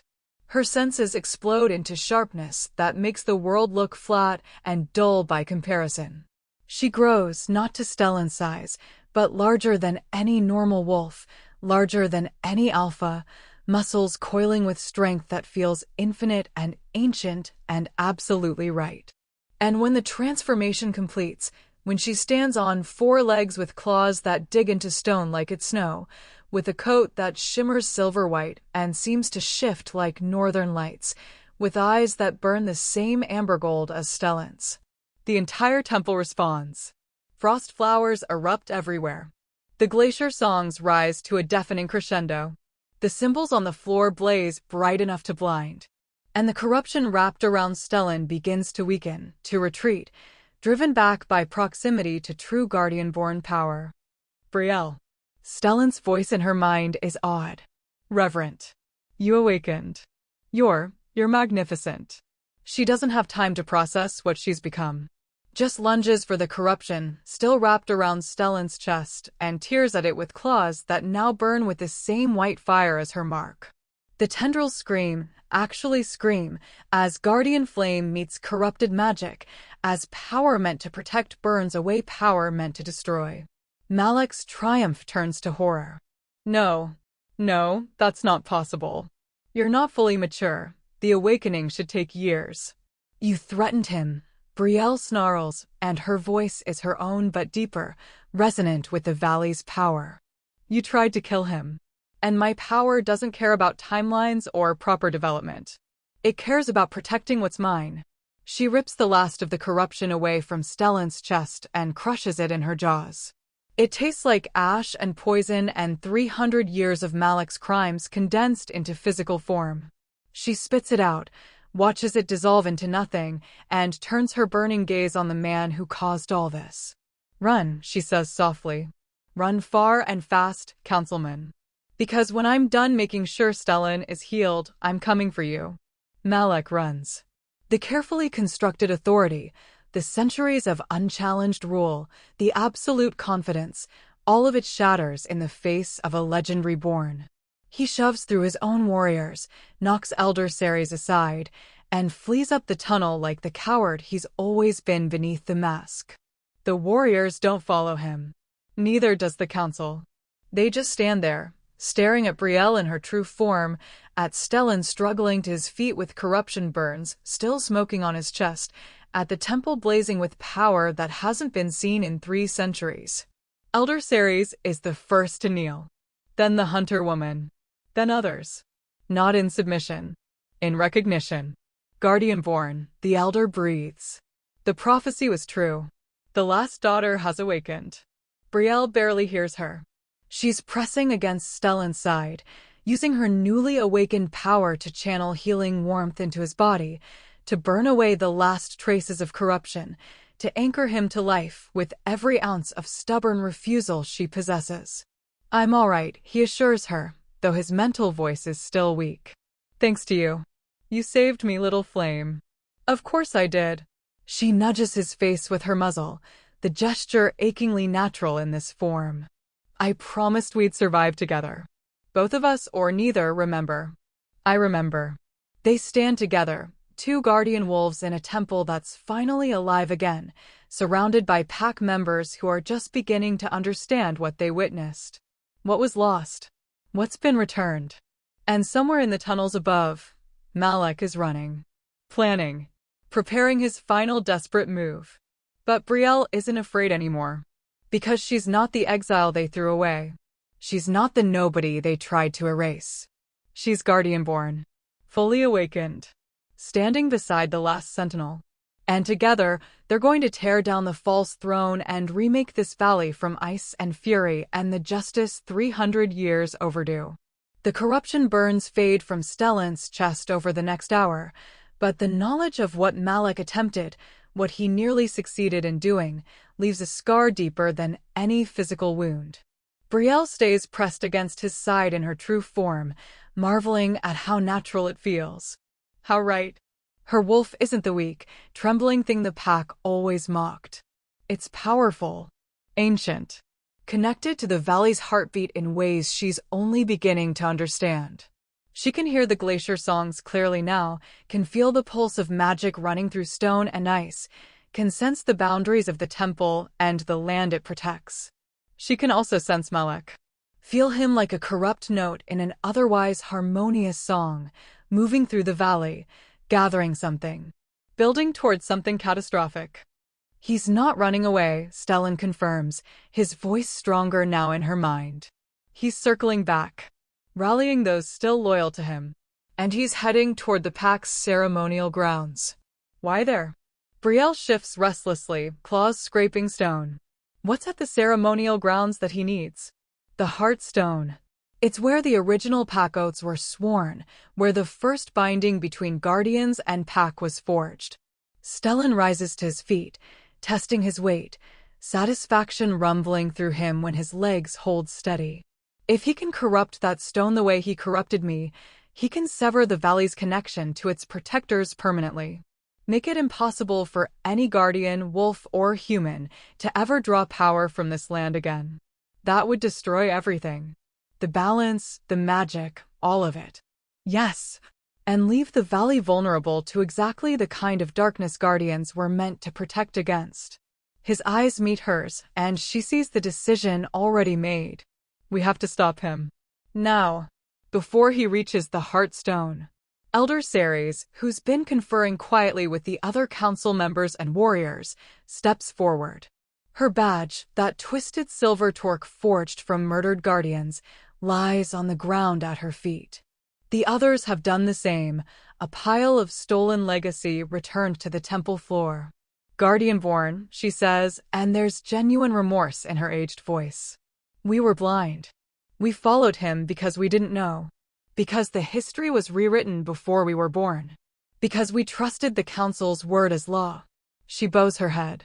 We failed you. Failed your mother. Failed every guardian who died to protect us.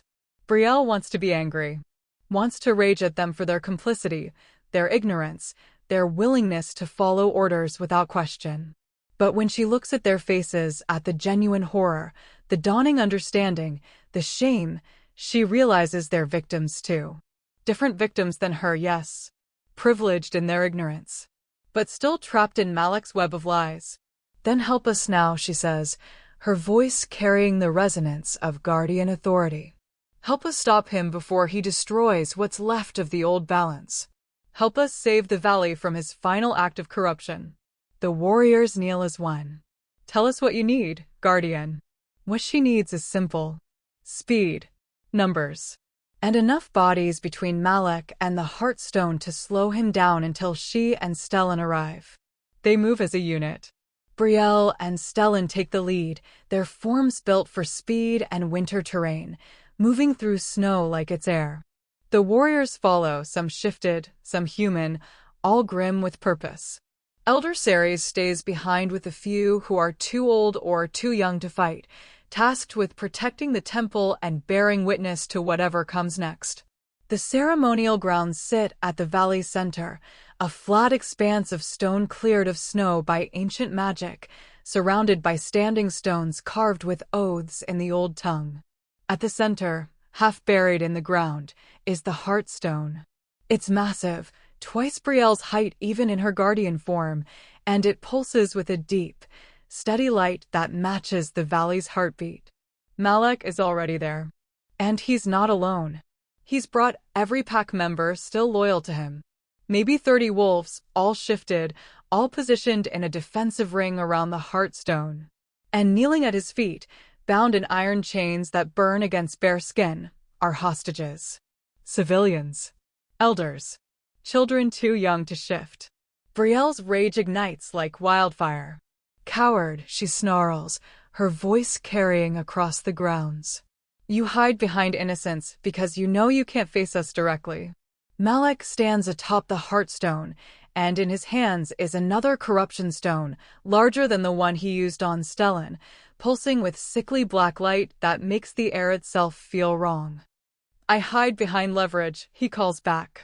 Behind insurance that you'll think twice before unleashing your legendary power. Because if you attack, if your guardian throws one of his famous tantrums, my loyal wolves have orders to kill the hostages. Every single one. He smiles, and it's the expression of someone who's already won. Who's planned for every contingency.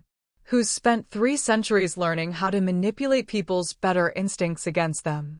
So here's your choice, Exile. You can rush me, try to save the valley's magic, and watch children die in front of you. Watch their blood stain this sacred ground because you chose power over mercy.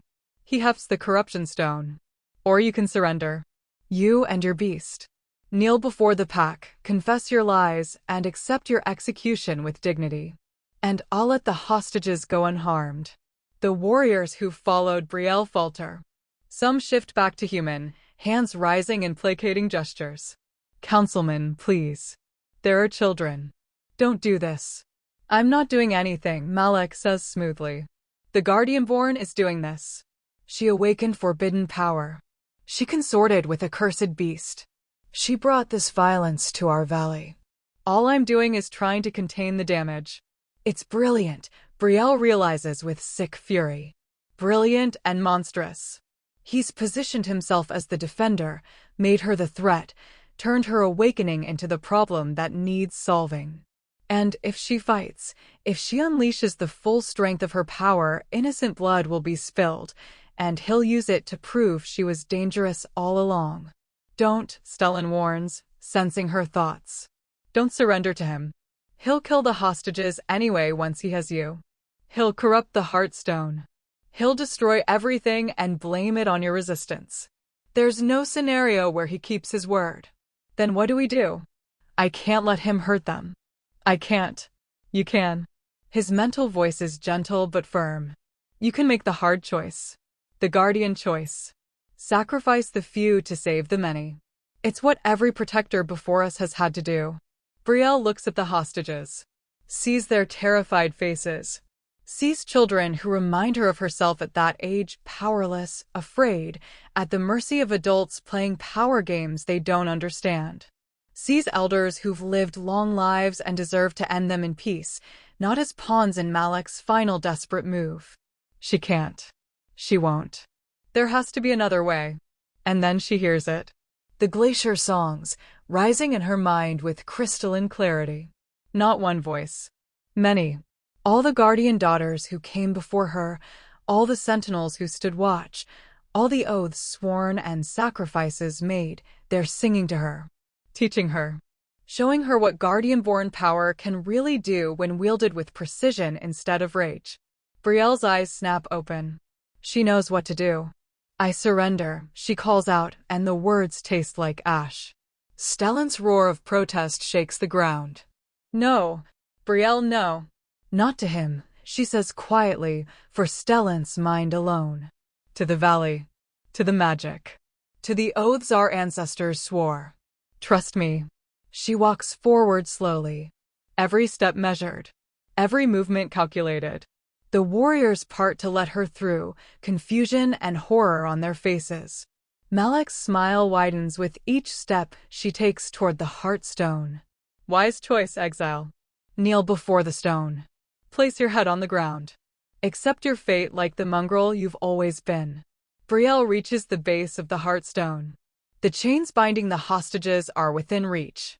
Malek's loyal wolves tense, ready to strike if she tries anything. The corruption stone pulses in Malek's hands, eager to be used, to spread its poison through the valley's heart. She kneels, presses her forehead to the stone, and instead of surrendering, she connects. Guardian-born power explodes through her like lightning through water, racing down into the Heartstone, into the bedrock beneath, into the network of ancient magic that connects every inch of this valley. The glacier songs roar to deafening volume. The standing stones around the ceremonial grounds blaze to life. And suddenly Brielle isn't just one wolf in one place, she's everywhere. She is the valley. She is the magic. And she can feel every binding, every chain, every piece of iron touching innocent skin. She shatters them. All at once. All 30 chains explode into fragments, freeing the hostages in a heartbeat. And in the same instant, she channels the valley's cold through the ground itself, flash freezing the paws of Malek's loyal wolves in place. Not enough to injure, just enough to root them, to make them stationary targets instead of threats. Malek's smile vanishes. No. Stellan hits him like an avalanche. The guardian wolf launches himself at the Heartstone with 300 years of pent-up rage finally unleashed, jaws closing around Malek's arm, the one holding the corruption stone, and shaking with enough force to snap bone like dry twigs. Malek screams. The corruption stone flies from his grip, tumbling through the air. Brielle catches it mid-fall, channels every ounce of guardian fire she possesses into the cursed object, burning away the twisted magic until there's nothing left but ash and the memory of Malek's crimes dissolving into smoke. The hostages run. The warriors, those who followed Brielle, surge forward to help them, to shield them, to get them clear of the violence about to unfold. And Malek's loyal wolves, frozen in place, can only watch as everything their councilman built crumbles around them. Stellan drags Malek down from the Heartstone and throws him across the ceremonial grounds. The man lands hard, broken arm hanging useless, face twisted with pain and disbelief. This isn't over, he spits, struggling to his feet. I've ruled this pack for 300 years. You think you can just? Your rule ended the moment you murdered Lyra. Brielle stalks toward him, and her form seems to grow with each step, seems to pull shadows and starlight and the valley's ancient fury into something that transcends physical size. It ended when you cursed Stellan. When you killed my mother. When you tried to erase Guardianborn from history because you feared what we represented. She stops just out of reach, and her eyes burn with white fire. You had 3 centuries to do the right thing. To confess. To restore balance. To honor the oaths your ancestors swore. Instead, you corrupted everything you touched. Twisted sacred magic into weapons. Turned protectors into monsters and monsters into legends. Her voice drops to something soft and infinitely more dangerous. So no, Malek. This isn't over. This is just beginning. This is where you answer for every crime. Every life. Every lie. She looks past him to his frozen wolves. To the warriors who followed him out of loyalty or fear or ignorance. To the pack members gathering at the edges of the ceremonial grounds, drawn by the commotion, witnessing everything. 300 years ago, a councilman murdered the guardian daughter and cursed her partner to hide his crimes. He rewrote the exile laws to create a tool for eliminating anyone who threatened his power. He built his authority on stolen legacy and enforced it with fear. She lets the words hang in the frozen air. And for 300 years, no one questioned him. Because he made you believe that guardians were myths. That the old ways were dangerous. That anyone who challenged his version of history was mad or criminal or deserving of death. Brielle's mark blazes across her throat, visible even through fur, undeniable proof of everything she claims. But I'm standing here. Stellan is standing here. The temple is alive again. The glacier songs have returned. And the truth you tried to bury is carved into every stone, written in every symbol, sung by the valley itself. She turns back to Malek, and her voice carries the weight of judgment 3 centuries overdue. So here's what happens next. You face the pack. Not as their councilman. As the criminal you've always been. You answer for your crimes in front of everyone. And then, Stellan moves to stand beside her, his massive form radiating barely contained violence. We let them decide what justice looks like when the truth finally comes to light. Malek laughs. Actually laughs, broken and desperate and edged with madness. Justice? You want to talk about justice? I built this pack into something strong. I made them powerful. I protected them from threats you're too naive to understand. He struggles to his feet, cradling his broken arm. Without me, they're vulnerable. Without my leadership. Without your corruption, you mean. Elder Ceres' voice cuts through his rambling. She's arrived with the other council members, and her face carries an expression Brielle recognizes instantly. The look of someone whose entire worldview has shattered and is desperately trying to piece together a new understanding from the fragments. We heard everything, the Elder continues. Saw everything. The chains breaking. The corruption stone. The guardian-born power. She looks at Brielle with something that might be awe or might be fear or might be both. You saved the hostages. Saved the Heartstone. Saved all of us from his final act of destruction. Other voices rise. Pack members stepping forward. Some angry. Some confused. All demanding explanations, demanding truth, demanding to know how their entire history was rewritten without them knowing. And as the sun sets over the valley, as the ceremonial grounds fill with wolves who've come to witness what happens when legends wake and tyrants fall, Brielle realizes this is the moment. The choice the prophecy warned about. She could take the throne, could claim her right as guardian-born to lead, to remake the pack according to the old ways, to rule with Stellan at her side. The power is hers. The authority. The legacy. Or she could burn it all down. Tear apart the structures that allowed someone like Malek to reign unchallenged for 3 centuries. Scatter the pack, break the council, remake everything from ash and ice and the stubborn refusal to repeat the past's mistakes. Both paths are justice. Both paths are valid. But only one path is hers. Brielle looks at Stellan, sees him watching her with those amber gold eyes, waiting for her decision, ready to follow wherever she leads. 300 years of loneliness ending not with vengeance, but with partnership. Not with the throne reclaimed, but with the choice to build something better. She shifts back to human form. Stands naked and unmarked except for the guardian symbol blazing silver on her collarbone, completely vulnerable and absolutely unafraid. "I'm not here to rule you," she says, and her voice carries across the grounds without needing to shout. "I'm not here to claim a throne or demand you follow me or remake the pack in my image." She gestures to the Heartstone, still pulsing with light, still singing the valley's ancient songs. "I'm here to restore balance. To remind you what you forgot. That guardians exist to protect, not to rule. That power is meant to be shared, not hoarded. That the strongest packs aren't the ones with the cruelest leaders, they're the ones where everyone has a voice." She looks at Malek, broken and defeated and still somehow defiant. "Take him. Hold him. Let the pack decide what justice looks like. Let them vote. Let them choose. Let them remember that they have power too, power that doesn't come from council badges or stolen torques or 300 years of unchallenged authority." She turns to Stellan, and her smile is fierce and bright and filled with something that looks dangerously like hope. "And when they're done, when the pack has decided their own fate and chosen their own path forward," she walks to him, places her hand on his massive chest, feels his heartbeat thunder against her palm. We go back to the temple.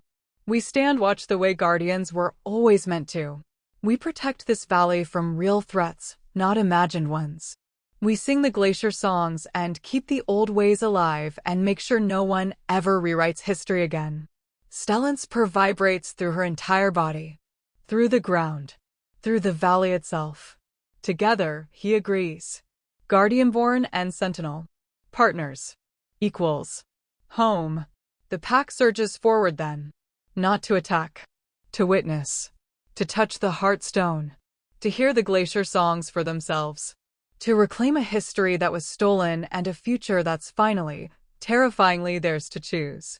And as the first stars appear over the valley, as Malek is led away in chains he forged for others, as the corruption burns fade and the magic flows clean again, Brielle stands beside Stellan and understands that this moment, this choice, this refusal to become what she was fighting against, this is what it means to be Guardianborn.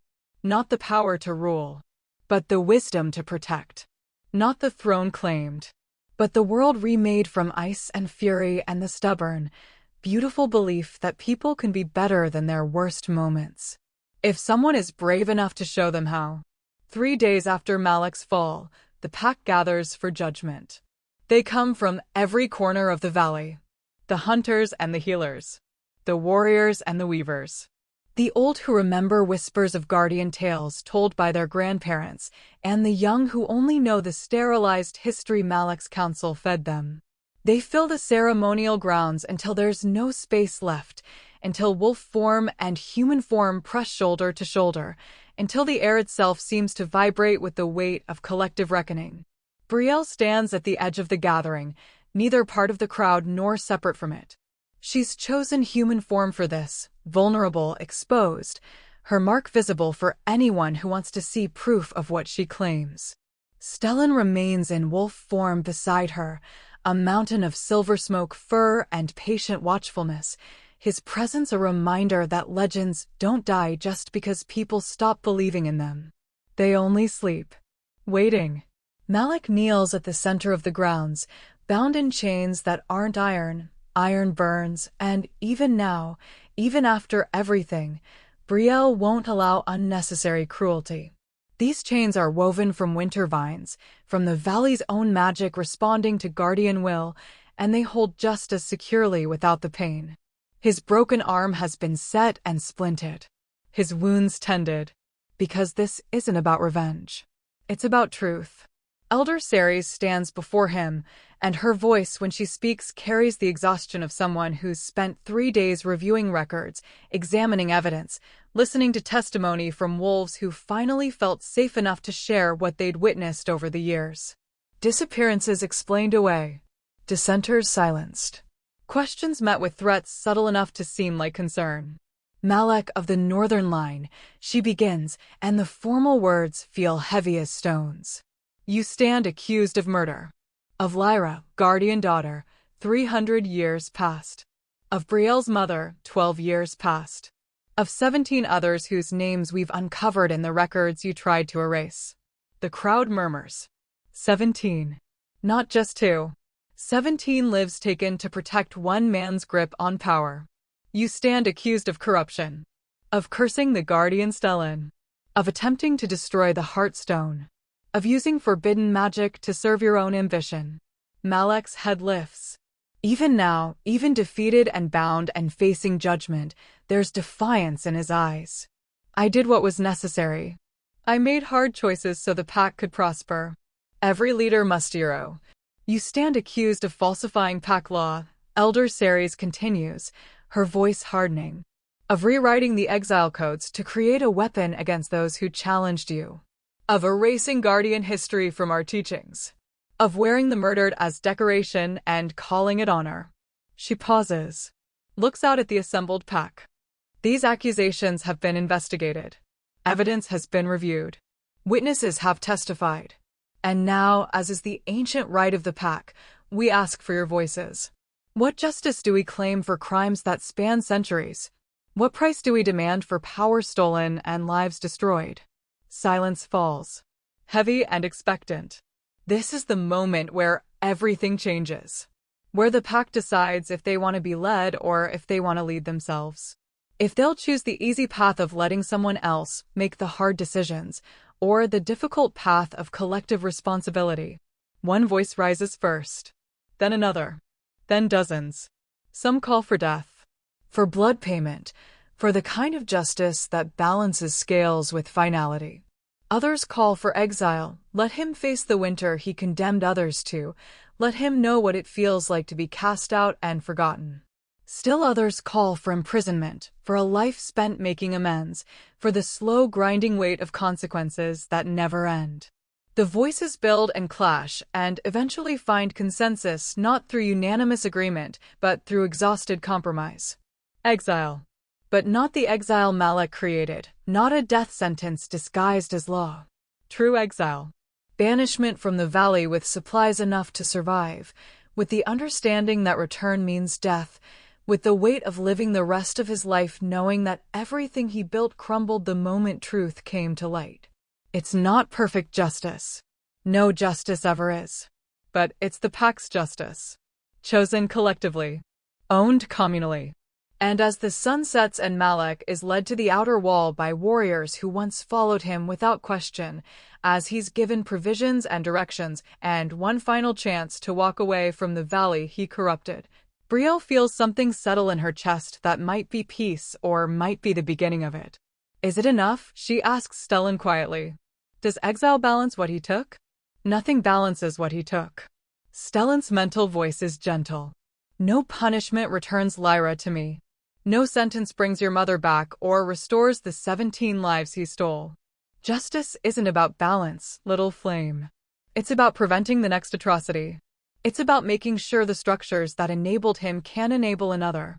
He shifts his weight, pressing warm fur against her side. The pack chose mercy when they could have chosen blood.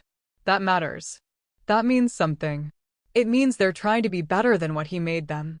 Brielle watches Malek disappear into the tree line, his silhouette swallowed by the gathering dark.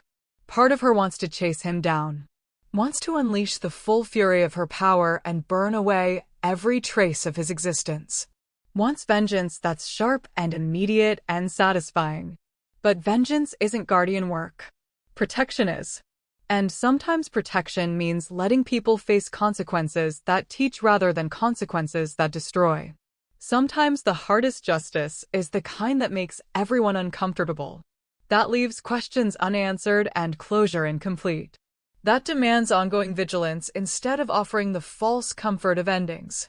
She turns away from the wall, walks back to the ceremonial grounds where pack members are already dispersing, heading home to dens and dwellings, to families and futures that suddenly feel uncertain and terrifying and thrillingly their own to shape. Elder Ceres approaches her carefully.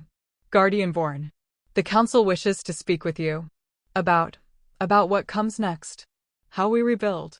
How we restore what was lost. How you learn to lead yourselves, Brielle finishes gently. How you make decisions without someone telling you what to think.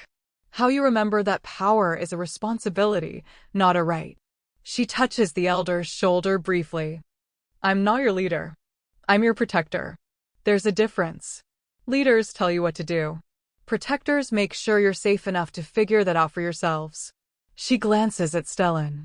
We'll be in the temple, teaching anyone who wants to learn the old ways, keeping the glacier songs alive, standing watch against real threats, the kind that come from beyond the valley, not from within it. Understanding dawns in the elder's eyes. You're leaving the pack to govern itself. I'm trusting the pack to govern itself. Big difference. Brielle starts walking toward the temple path. Stellan falls into step beside her, and together they move through the gathering darkness, through the snow that's falling soft and clean, through the valley that's singing again after 300 years of silence. Behind them, the pack watches. Some with relief. Some with fear.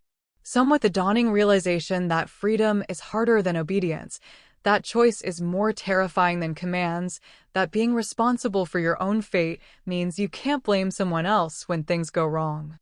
But they're learning. And learning is how you grow. And growth is how you survive. The temple welcomes them home like it's been waiting. The frost flowers bloom brighter as they cross the threshold. The glacier songs rise in harmonies that make Brielle's mark glow warm against her skin. The symbols on the floor pulse with light that matches her heartbeat, that matches Stellan's, that matches the valley's ancient core. This is where they belong. Not in the pack square making pronouncements. Not on a throne claiming authority. But here, in the spaces between civilization and wilderness. In the role guardians were always meant to fill, watchful, powerful, present without controlling, protective without possessing. Stellan shifts for the first time since the curse broke. Brielle feels the magic move through him like thunder through mountains, like glaciers reshaping continents, like time itself bending to accommodate a transformation 300 years delayed. His form ripples and changes, fur receding, bones realigning, size diminishing until he stands before her in human form. Tall and broad-shouldered, with scars that mirror the ones he carries as a wolf, with eyes that still burn amber gold, with silver hair that falls past his shoulders and seems to move with its own light. He's wearing clothes woven from the same material as the cloak he gave her, warm and impossibly light, marked with symbols that shift and change, that mark him as what he is. Guardian. Sentinel. Legend made flesh. And he's looking at her like she hung the stars. 300 years, he says, and his voice is deep and resonant and achingly familiar despite never having heard it in this form. 300 years I've waited to stand before you like this. To thank you properly for giving me back what I thought I'd lost forever. Brielle's breath catches. I didn't do anything. You broke the curse yourself when you refused to let me die alone. When you awakened your power because I was in danger. When you chose partnership over safety. He steps closer, and the space between them feels charged with potential. The curse didn't break because Malek was defeated. It broke because the condition was finally met, a guardian daughter standing beside me, choosing to stay, proving that the bond between Sentinel and Protector could survive even 3 centuries of separation. He reaches out slowly, giving her time to move away if she wants. His hand cups her face with a gentleness that seems impossible from someone who could crush stone. You broke my curse, Brielle of the Lost Line. You woke the valley. You restored balance. You gave me back my humanity and my hope and the belief that maybe the world can be better than the worst things that happen in it. His thumb traces the edge of her mark, and everywhere he touches burns with warmth that has nothing to do with guardian magic and everything to do with connection. So I'm asking now, while we're both standing here in our true forms, while the pack is figuring out how to rebuild and the valley is singing and the future is finally, terrifyingly ours to shape. He leans his forehead against hers, and his voice drops to something soft and vulnerable and absolutely certain. Stay with me. Not because prophecy demands it. Not because duty requires it. But because in these weeks together, you've become the thing I thought I'd never have again. Home. Partner. The other half of a bond that makes everything else make sense. Brielle closes her eyes, lets herself feel the weight of what he's offering. A life spent in this temple, standing watch over a valley that's still learning how to be free, teaching the old ways to anyone brave enough to learn, singing glacier songs and channeling ancient magic and facing whatever threats emerge from the wild places beyond civilization. It's not an easy life, not comfortable, not safe. It's exactly what she wants. Yes, she whispers. Yes, Stellan. I'll stay. I'll stand watch with you. I'll be your partner the way Lyra was, the way all the guardian daughters were, the way I was always meant to be. She opens her eyes and finds him smiling. Really smiling. The kind of expression that transforms a scarred, ancient face into something young and hopeful and blazingly alive. Then let's begin, he says. Let's show this valley what guardians can do when they're finally free to protect instead of being hunted. When they're trusted instead of feared. When they're given the space to be what they've always been. Legends, Brielle finishes. Legends who refuse to stay dead. Who wake when they're needed most. Who remind people that some bonds are stronger than time, stronger than corruption, stronger than every attempt to erase them from history. She takes his hand, feels his fingers lace through hers, feels the rightness of it settle into her bones. Let's be the story they tell for the next 300 years.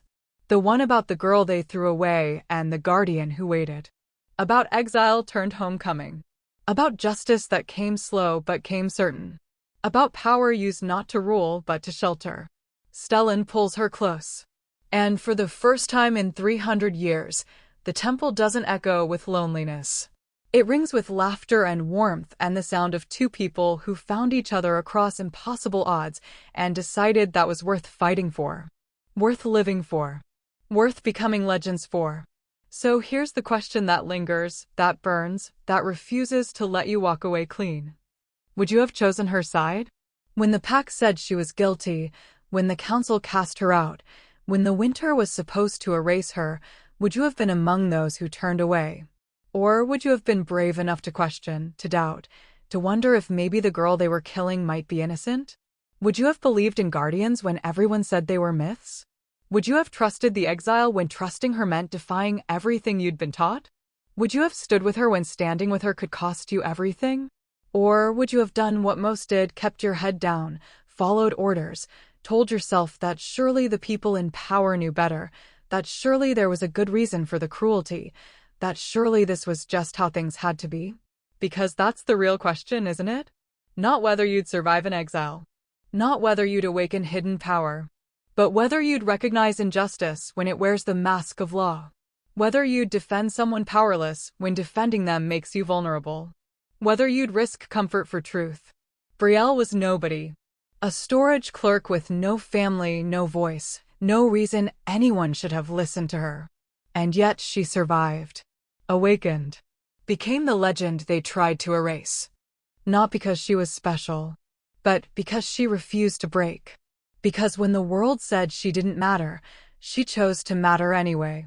Because when they threw her into the winter to die, she looked at the cold and said, "Not today." That's not magic. That's not prophecy. That's just the stubborn, terrifying, beautiful truth that sometimes the people the world throws away are the ones we need most. That sometimes the voice we silence is the one speaking truth we're afraid to hear. That sometimes the girl marked for death is the only thing standing between us and darkness. Is she a hero? Or just someone who survived long enough to make her survival mean something? Maybe she's both. Maybe she's neither.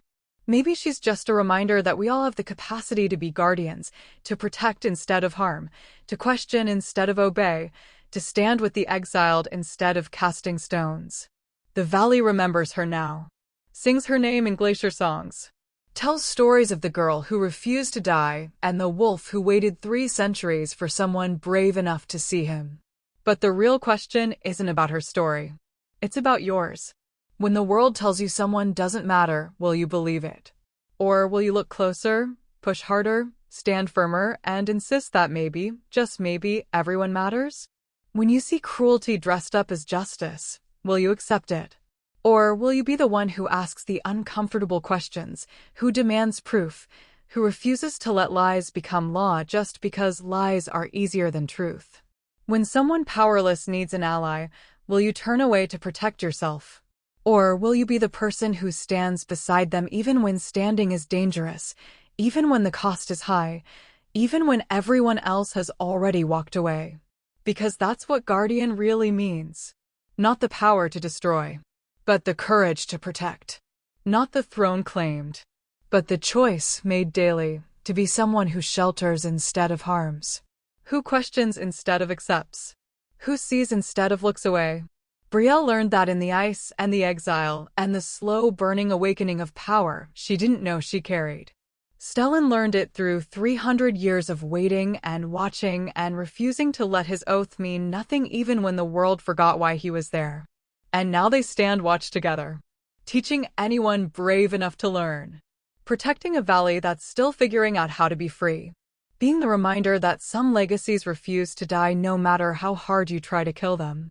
So if this story lit something inside you, if it made you feel something burning beneath your ribs, something angry or hopeful or fierce, if it reminded you that maybe you're not as powerless as the world wants you to believe, then do something with that fire. Stand with someone cast out. Question authority that can't explain itself. Protect someone who needs protecting. Be the kind of person who looks at injustice and says, "Not on my watch." Be guardian. Not because prophecy demands it, but because you chose it. Because someone has to. Because the world needs people who refuse to let cruelty become normal and lies become truth and the discarded stay forgotten. Be the one who stays. Who watches. Who remembers. Be the legend that wakes when it's needed most. If this story reached into your chest and grabbed something you thought you'd buried, if it made you believe in guardians and exiles and the stubborn refusal to stay dead when the world wants you gone, subscribe to Cindy's Wolfheart Stories. Because here, we tell the tales they tried to erase.